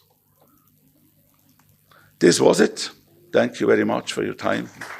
Thank you, Hans, for a creative and enlightening presentation. Now we move on to the last speaker for the session. We have already passed the time given, but for the benefit of everyone, we will be extending the session by another 10 to 15 minutes. I request Aditi Singh, who is a principal consultant with Mott MacDonald Private Limited, to share her insights on integration of bus and rail system for efficacy of mass transit. She is a expert urban transport planner and has been working with Mott MacDonald. Over to you, Ms. Aditi. Thank you so much, sir. I am Aditi, and I will be talking about need for multimodal integration in special terrains. So far, we have seen only plains, more or less plain cities. So I want to cover another part of integration that deals with what happens if the terrain is difficult. So I will be presenting this through a case study of Aizawl city. So there's this project that is ongoing, being undertaken by Urban Development and Poverty Elevation Department of Government of Mizoram. And the target of this project is to make this comprehensive mobility plan and identify which are the interventions which will benefit Aizawl most in terms of its transport network. So Aizawl is this beautiful city that is capital of Mizoram, that is in northeast part of India. It is situated along a ridge of the hill, and the development follows the slope of the hill, and it is an organic development, so the densities are quite high. I'll skip a few slides. Current population is around 0.35 million, which is expected to double by 2040. And we've noticed in the last 5 years, the registered vehicles have already become 1.5 times what it was. The average age of vehicles is very young. The vehicles on road are young. So the average two-wheelers you would find around 3.5, 4 years old just. Cars are just average is 5 years. And there's a new phenomena of two-wheeler taxis that is taking over Aizawl, and they are just 2.8 years old. So we can already see that, these private vehicles, taxis are taking over the transportation of this. We have also noticed the traffic demand characteristics have changed in the last 15 years. What used to be the modal share of buses is now shifted towards two-wheelers. There are problems.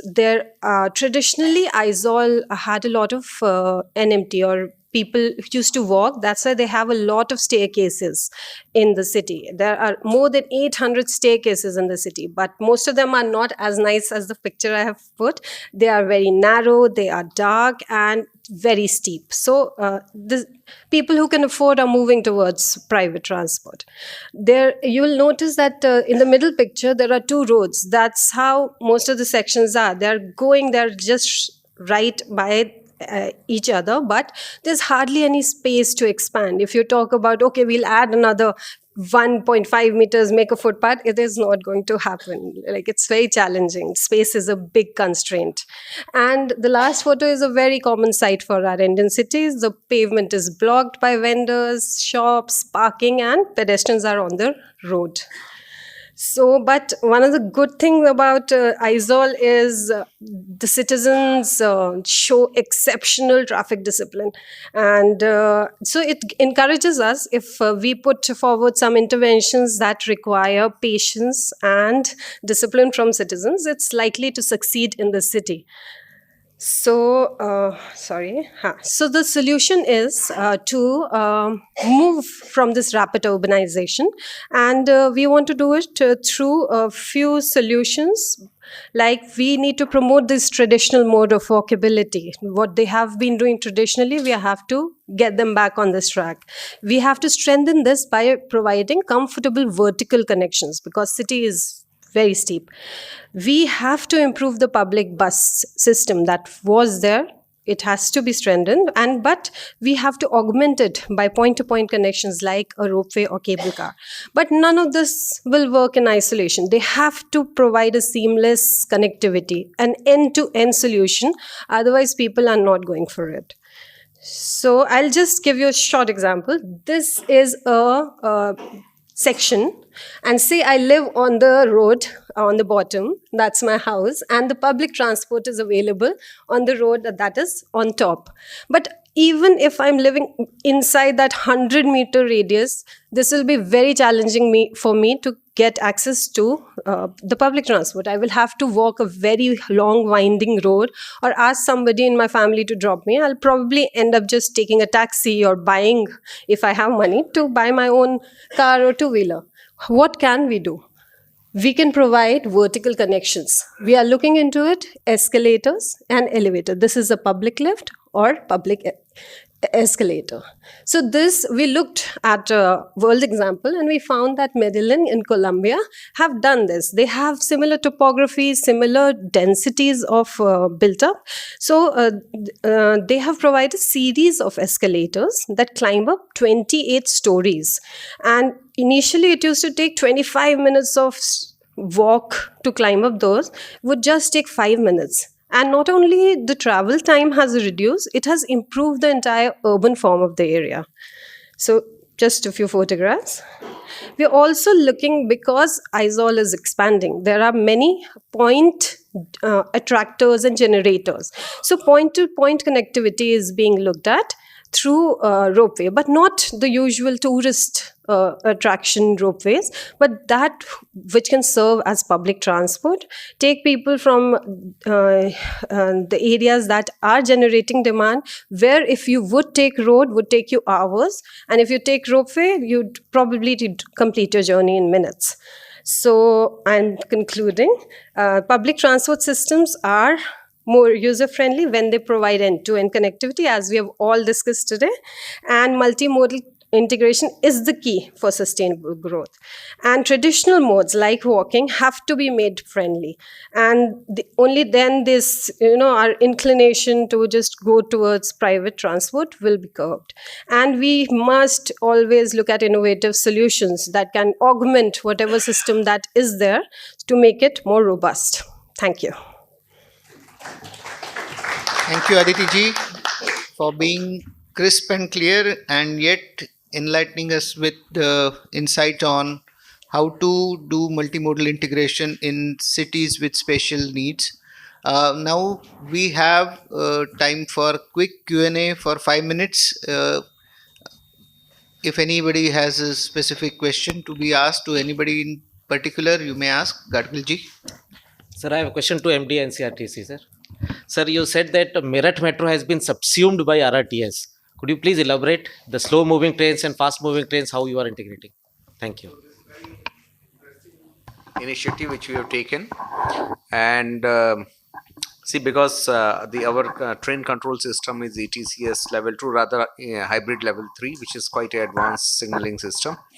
And what we can do is that we run metro trains in between RRTS trains, because RRTS trains will have a frequency of say around 10 minutes. We can run 2 metro trains in between, and this has saved about 6,500 crore rupees of the public exchequer just by subsuming these two systems on one corridor only.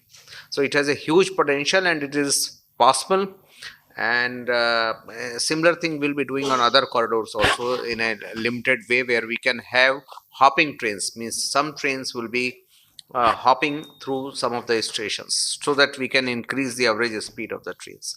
Very interesting, but I think it will be a good idea to take advantage of the presence of some of the foreign international experts. I'm available all the time in any case.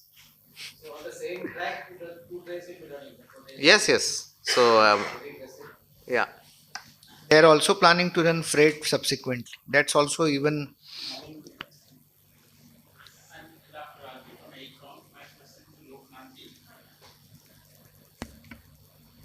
Sir, one of the key enabler for the success of multimodal integration is our ability to allocate enough space for park and ride.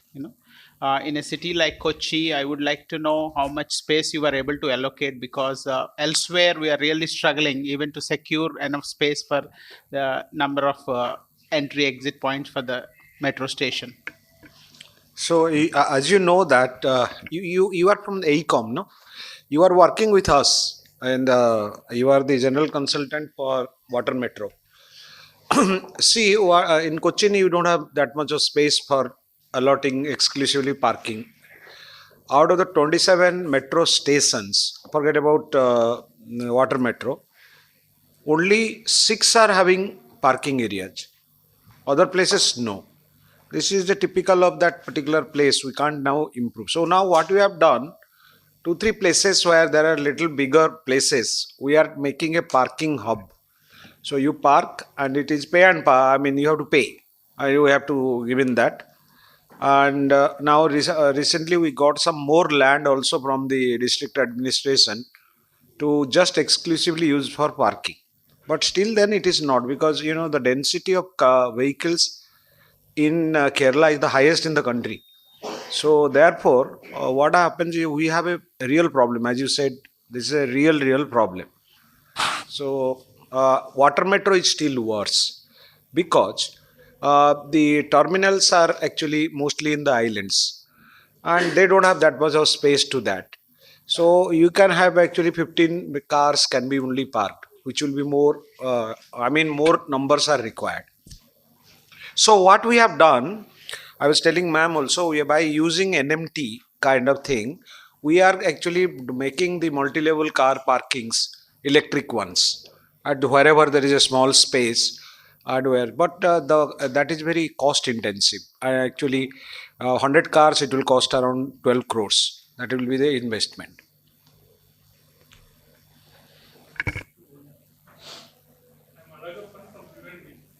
Madagappan from UNDP.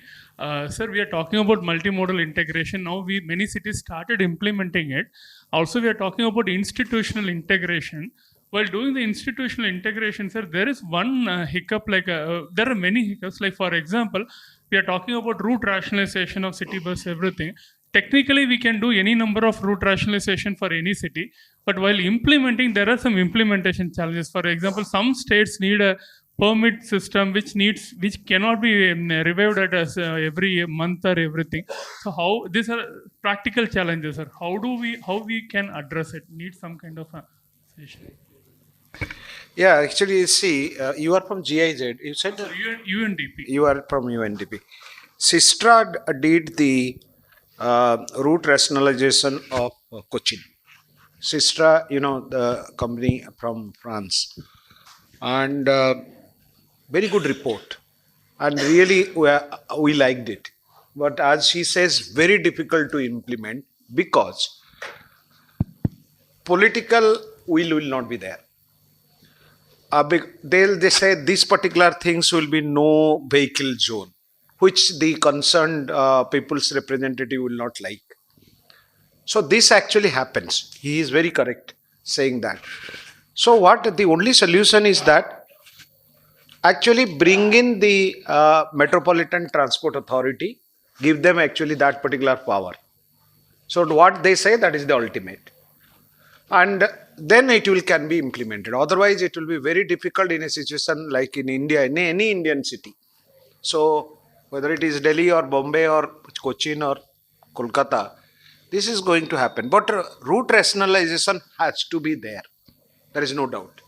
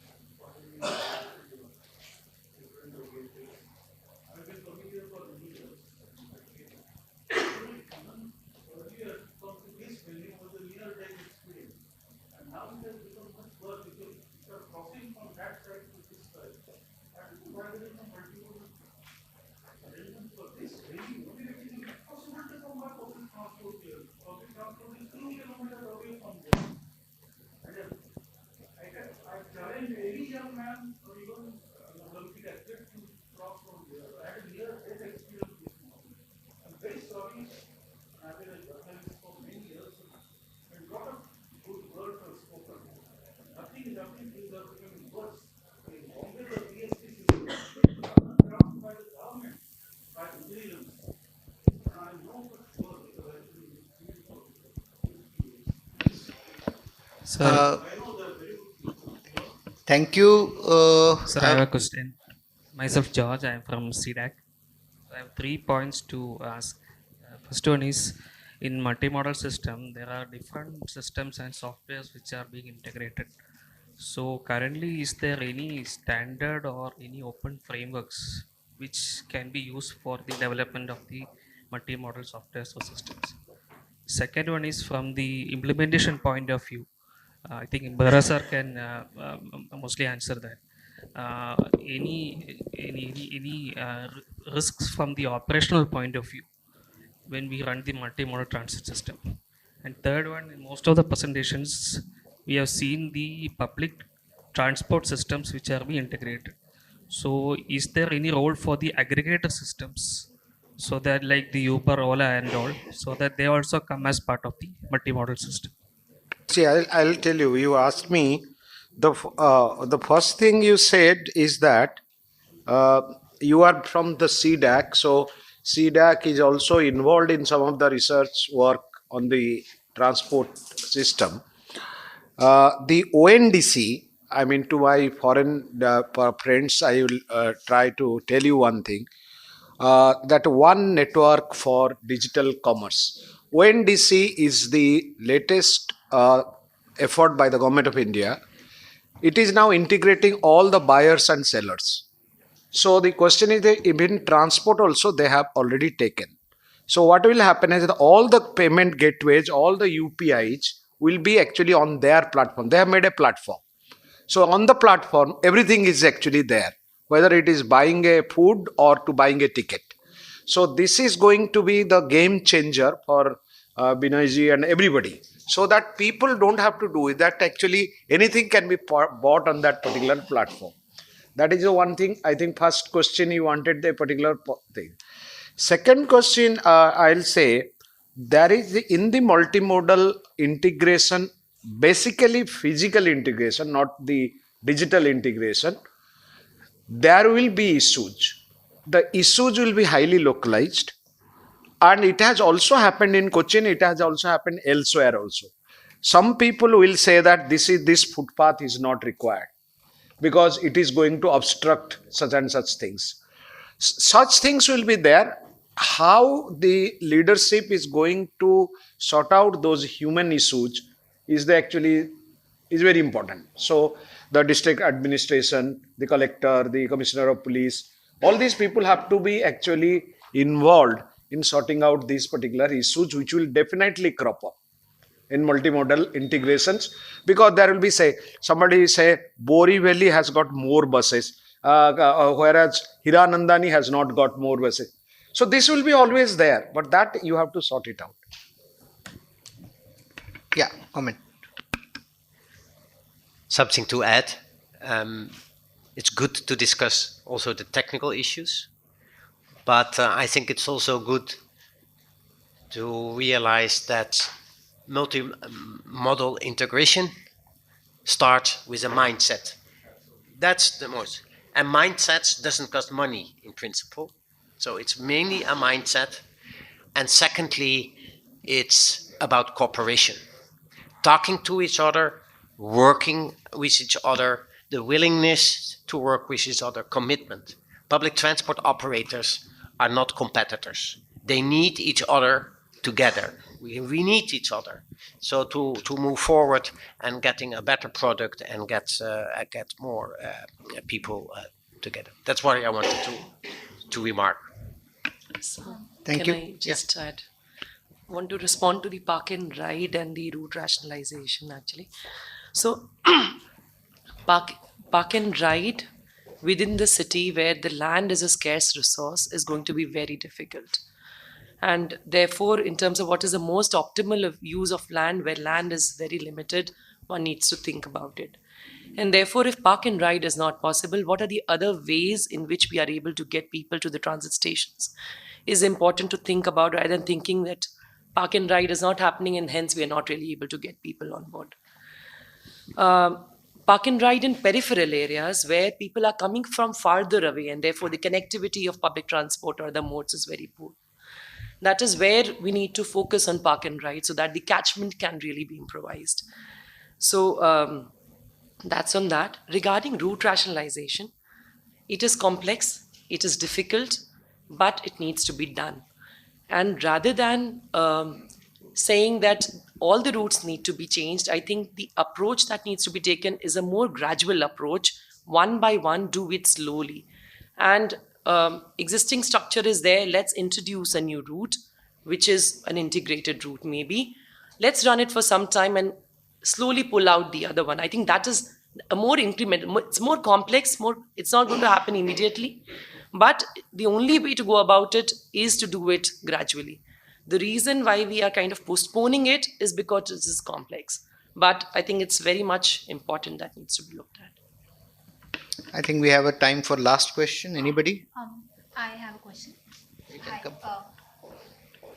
my name is Keitki. I am an urban designer.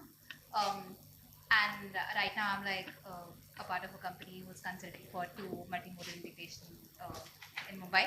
So actually, I want to continue to what statement Sir made, and I think after Shalini ma'am has rightly stated all of the threats that uh, the implementation side faces, one major threat that India faces is the power play that exists.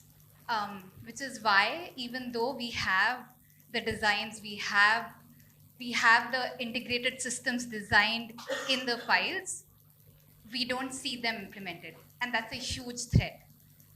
What do we do to reduce this? And that's why there's a huge delay to even construct it. We have the proposals. What do we do to reduce this delay? What do we do to reduce this power play? And surprisingly, there is never a delay in flyovers.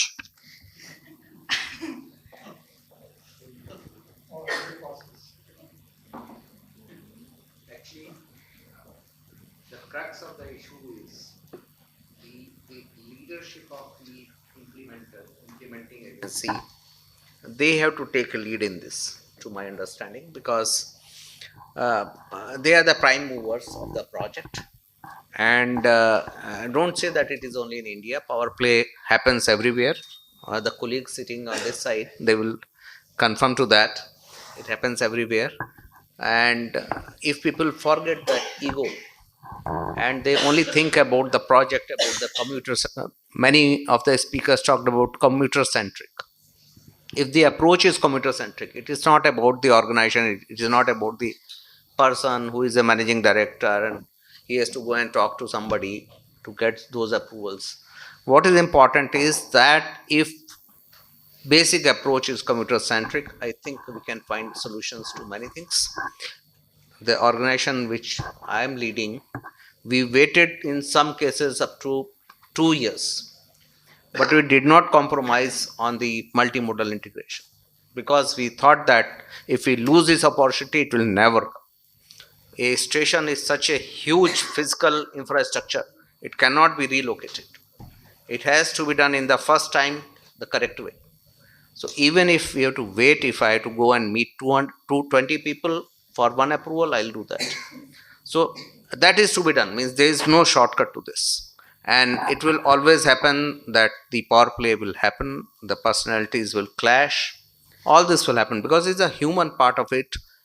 There is no solution to that other than that somebody has to take this responsibility, that they will not compromise. They have to think in terms of the lakhs and lakhs of commuters who will use that facility tomorrow. It is not about the project time. Project time is only 4 to 5 years. The people will use the facility for 50 years, 100 years. So we have to think of that. If we are clear in our mind and our agenda and goals and objectives, I think solutions can be found out. We have done it. Many other organizations have also done it. It will happen once as rightly pointed out here, we have to change our mindset.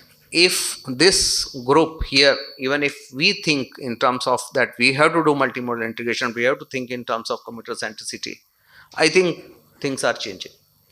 And things will change. You are young. You will see better times than what we saw. I'm confident of that. Thank you. On this note, I think it's a time for us to close the session. There are so many last questions.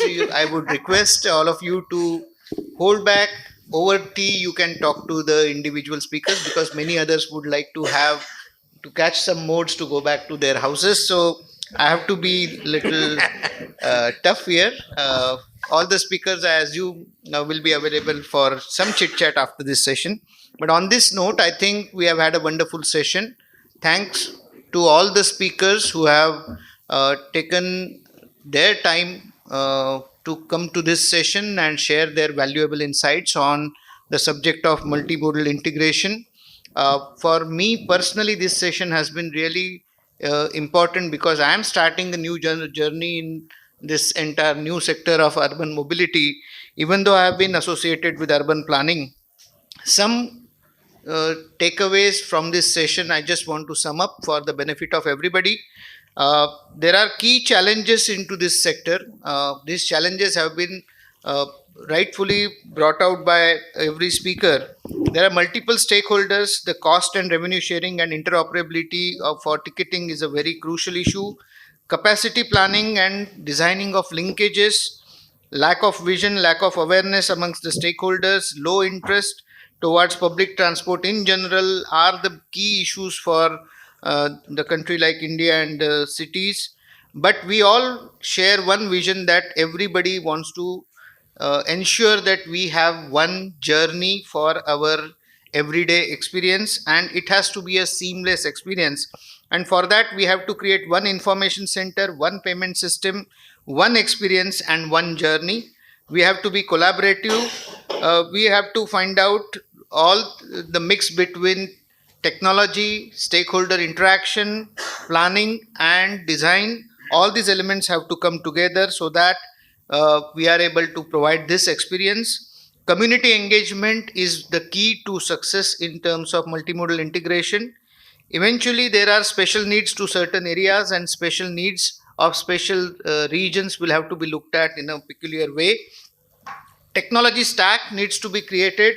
Maybe CDAC, who asked the question, is pointing to the solution itself, that eventually the multimodal integration will move on a technology stack, maybe starting with NPCI and any other stacks that are getting created. Likewise, metro stack would be built on this basis. Finally, PM Gati Shakti himself, the PM himself is keen on implementing multimodality through Gati Shakti mission, and there is always a silver lining to this.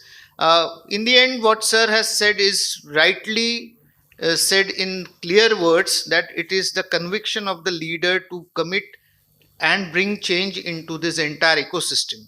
If we know today, sitting here, the gentleman here has voiced his concern about multimodality, and not just multimodality, but operating multiple modes of transport, public transport, bringing people safely to the various locations.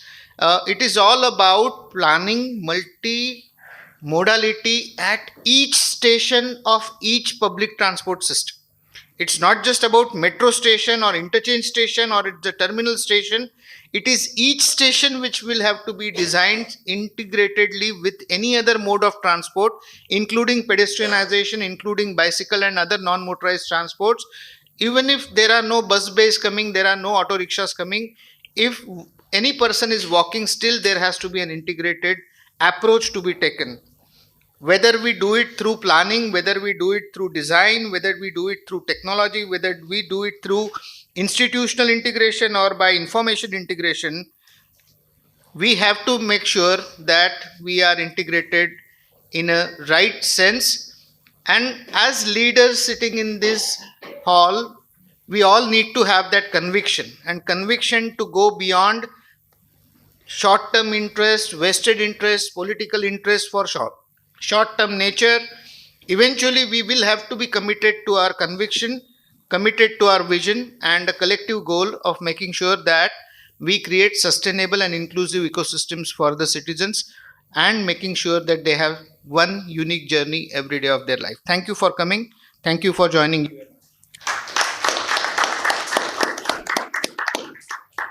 Thank you so much, sir. Towards the end, I would now request the session moderator, Mr. Shravan Hardikar, to commence distribution of mementos to all our speakers. Falling in order of appearance, firstly to Mr. Loknath Behra.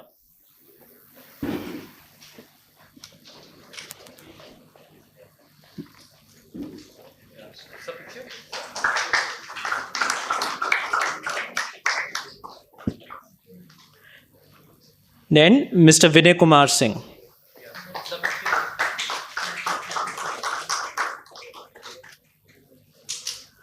Followed by Dr. Shalini Sinha.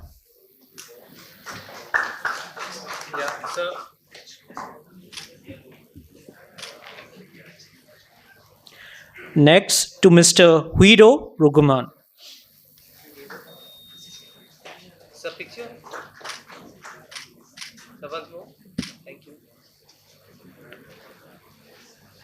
to Mr. Daniel E. Moser.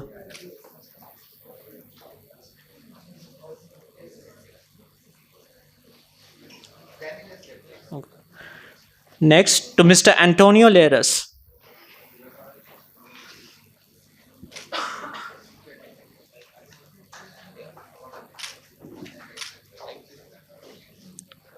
Followed by Mr. Hans Hog Gisler.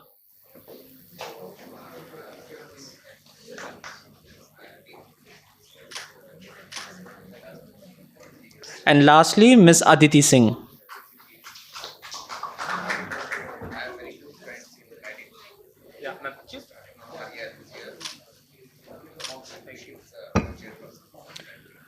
I would now request Mr. Loknath Behra to present the memento to Mr. Shravan Hardikar, Managing Director of Maha Metro.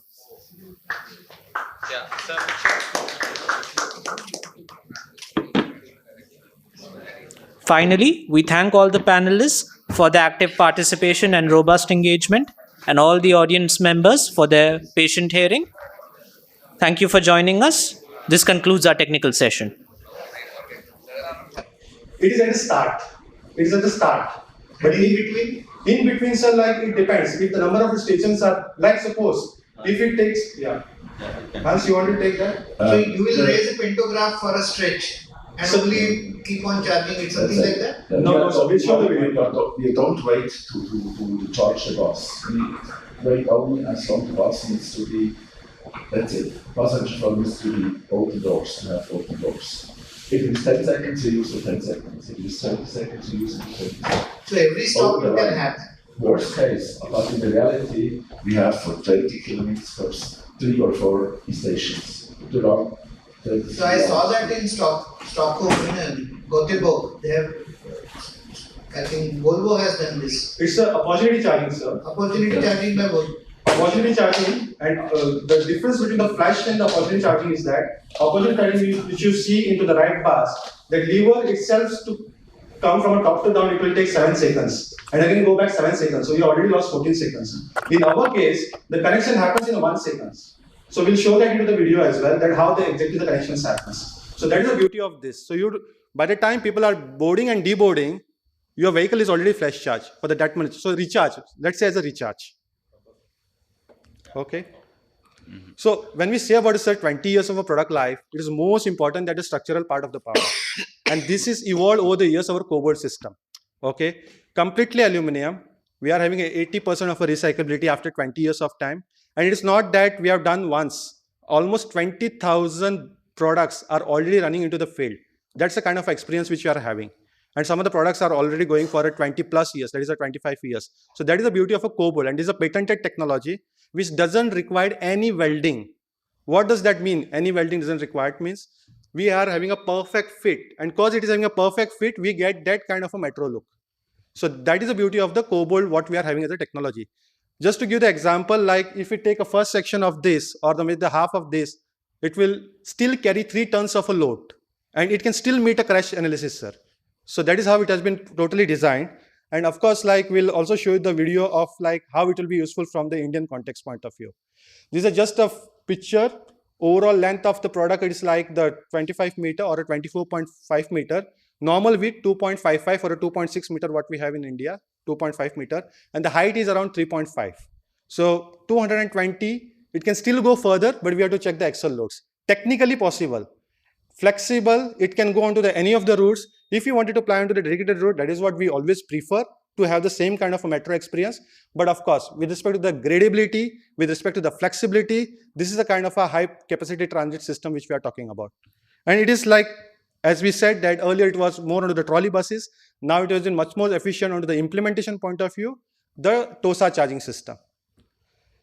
So I will not go more into that, but just to talk about when we have a metro, sir, the experience is of course like first thing, seamless entry. And that is what is the rapid sliding doors are having. It is exactly like a metro which has been designed. Of course, the door designs and everything. And the floor height is 360 mm, which we can get. Of course, it can be 400 mm as well. So that's the beauty. From a start to the end, you are having a seamless floor.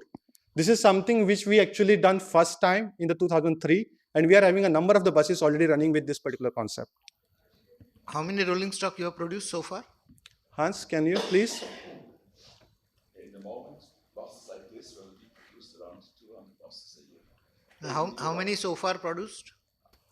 So the picture is our last area of the product, sir, which is exactly give the same kind of light fill interiors and other things. I will not touch more upon that, but just a picture of the 1/3 of the product where you can see the space which is available can be configured with respect to the if you wanted whatever the kind of seatings which we want.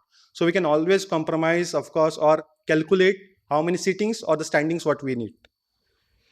So as I said, sir, most importantly, the repairs. Because this product is cobalt type, any of our panels can be replaced at the same quality. So even after 5 years or 6 years, you can still have the same impressions of the product. And this is a challenge, sir, today.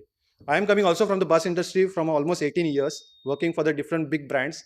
And after looking at this particular technology as well, which is coming from the metro thought point of view, we are able to get the same kind of a new kind of a look and the feel even after when it is repaired. Everything is insulated and everything is a fiber, sir. So that's the reason we are also able to manage on the climate in the best way.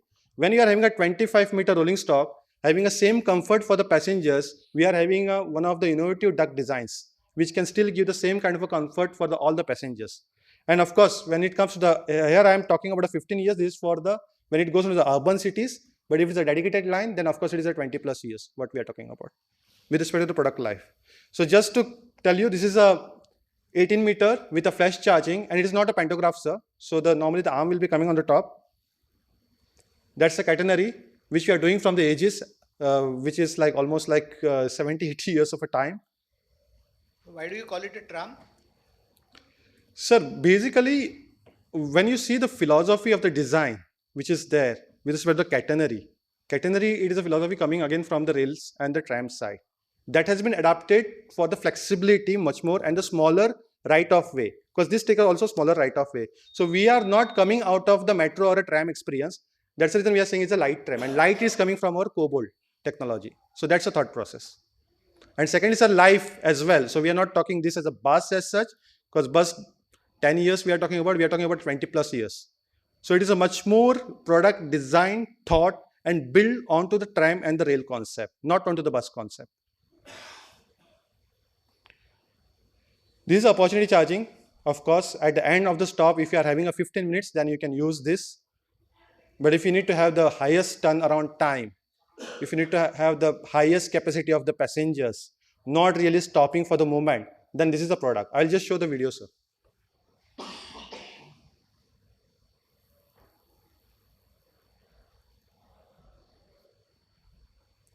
So we get most of the time questions, and of course, knowing our Indian conditions, how this product can be actually really reliable. So when we made this project now, which is already the process with Brisbane, unfortunately, there is no sound here. No, it is there. Okay, you cannot see the video.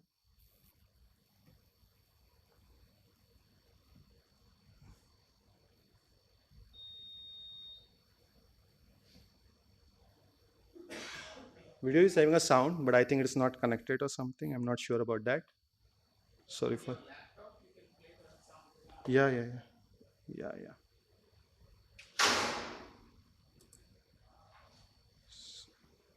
No, I think it was mute from my side. Sorry for that.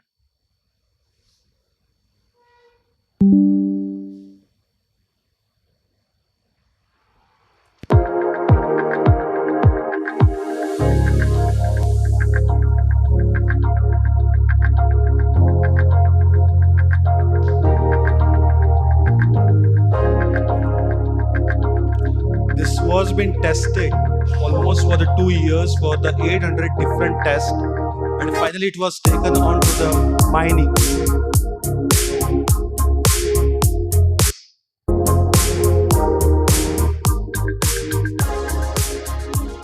This was been fully tested for the almost 2 years, really checking the gradability, flexibility with a full load, with the instant braking. We can of course share the more information to the team as well with respect to the what was been tested, how it was been done. So overall project itself took a little bit of a time, because really they wanted to see that how really good this will be for any kind of the road systems.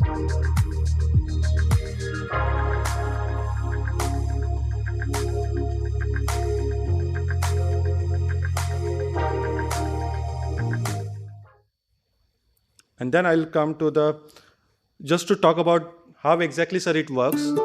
So let's suppose in Pune, it starts somewhere in the point of the depot, 25-meter light tram. It is fully recharged. And you can see the arm which is coming with a 650 kilowatt. Just take few seconds and then it just goes to the different stops. And it doesn't stop because with whatever the smaller battery packs what we wanted to have, because we want to take more passengers, it just goes seamlessly, complete the journey. At the end, again it just recharge only for a few seconds of the time.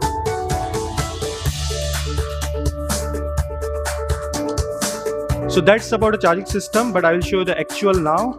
And this particular product, sir, the first time it was introduced almost around 2014. Hans, you can comment onto that. So this is inside the city, of course not fully running onto the dedicated lines, which is much more flexible. This was our first generation product which we can talk about. The Brisbane one, it is a much more look-wise and aesthetically much more inspired.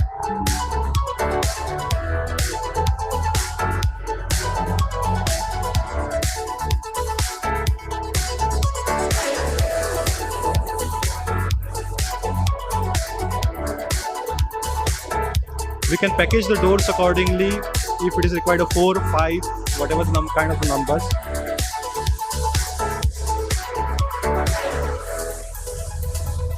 And now you can see the flash charge, sir.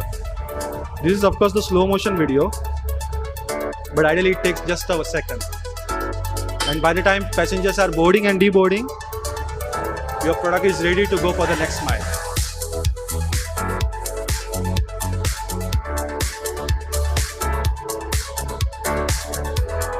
And you can see, like, of course it can be integrated with all the ITS systems and everything.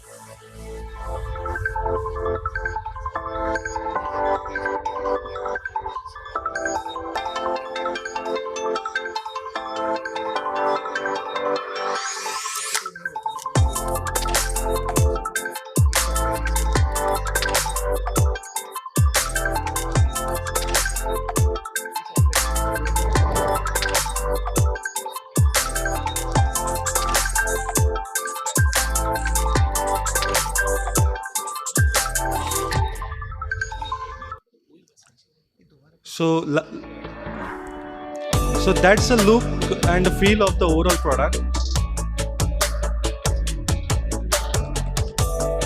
Several engineers were catered to really see that how this product is performing with respect to the reliability and the uptimes. Turning radius, it is as close to the 12-meter bus. So it is not that the turning radius it is too high for this, it is as close to the 12-meter bus.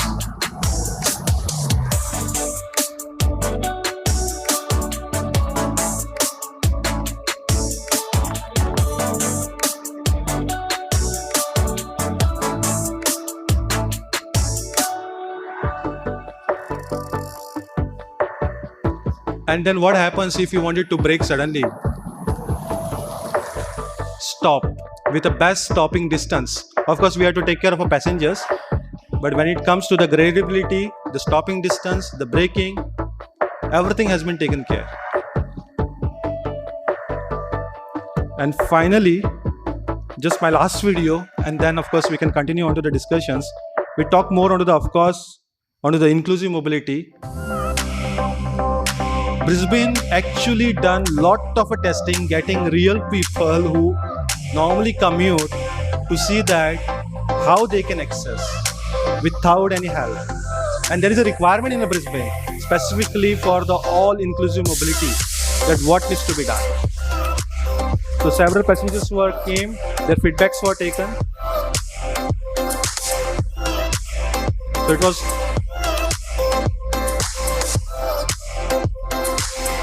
and of course, it is always a new things which we can adapt. We wanted to learn and implement onto the product. So that's how the highest always innovate onto the product side.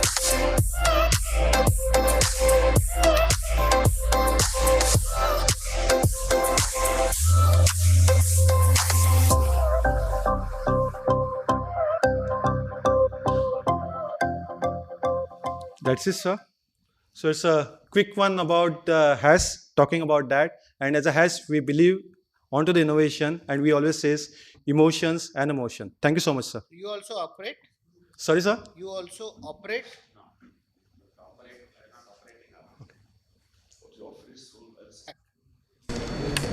Any other car also can fit it? Yeah. Regular rubber wheels. We are using services in Europe, let's say the family of this product, in very old narrow systems. Viaduct can be made fully precast. And what is the strength of the viaduct needed for this? The leaves on Axle load. Let's say a group can have up by law around 40 tons. And we have the European axle loads by law, but technically wise we have from that around 8.5 tons up to the street. And the three axles are around 13.5. Here in Metro it's 16. 17. In Brisbane, actually, you're selling the rolling stock to the authorities, or is there an operator? No, we are selling to the authority. Let's say in a business. And they're doing it on road, right? Yeah. Not They're on actually elevated. dedicated road, but it's a mixed road, but it's a dedicated purpose. They have tunnels, they have flyovers and then The canopies. So what is the automation here for tracking the location? we have an allocation system. GPS based system is there. It's embedded in it. Embedded in it, and it also can be integrated to your central traffic system. Telecom is integrated. Yeah, all telematics. No, telecom can be integrated. Yeah, of course, each one. This is a, let's say, business that the operators have usually their own telematic systems and has to be integrated. So we are working so like charging point, ultimately you have to provide some system for that also. Charging and There is no specific need of a system. The question is whether the charging points, stations require specific systems. No. Only the IT systems. We need only to have, let's say, grid access. electric connection. Electrical grid power. Normal electric grid power. Yeah, that's it. It's like any other electrical vehicles There is operating a at a station. What is the battery inside? How big is it? Very little. For example, here we have 140 kilowatt hours only. We say as less as possible batteries because we don't need it. Lithium ion. Battery life is for 20 years. Battery life is also for 20 years, or it will be replacing battery? Half of life. 10 years. 10 years. So in Indian conditions, when the bus gets crowded and then too much of temperature outside, what happens to the charging? I mean, it will happen that we have our charging stations here, a cool system that we can provide us in all temperatures the full power of 650 kilowatt. Sir, in this regard, our need is ACs, which consume less power than what they run there on heaters. AC, yeah. So, the buses are expected to perform better here. Because they They are not performing. Chinese experience is not so Yeah. great, right? Sir, actually, just to add on to that, the way the thermal management overall onto the system management which has been configured for this, it allows that certain temperature if the batteries are raising, it will come down to that level. Secondly, the kind of a duct designs which has been done, okay, which is very specific to us, which can control the section-wise section. And thirdly, like Sir said, because it is not, already it is run at a very other conditions with respect to the cold. So it will anyways perform in a better way over here. What is included is also fleet aging management. So let's say we have a fleet of 600 buses. Then our management will show how to use the buses on which, let's say, operation. That we have a, let's say, balanced aging of the fleet. Not that we have half a fleet already after 8 years done and the other half is after 12 years. So we have after 10 years the change of the complete batteries. it complements the average kilometers. So one run for 10 kilometers, one run for 4 kilometers, it will say that in this route you switch. So the system will tell you. So you have the same kind of aging onto all the vehicles. The charging is of Tosha, the battery pack is of yours. The designs and everything it is of course ours. Yeah. We control, let's say, a program partnership with BMS. Not on the cell level, this is the, let's say, the battery package, but on the battery package level, we are defining the BMS functions. And most importantly, touch upon the safety point of view, because we are not talk about that. Product is completely secured with respect to cyber security. That was one of the topic. What is there? It is already there in Europe now. It will be coming for buses in India. Second thing, the cells, it doesn't actually explode as such onto the battery side. It can just give the fumes into the, never happened, but just to tell you.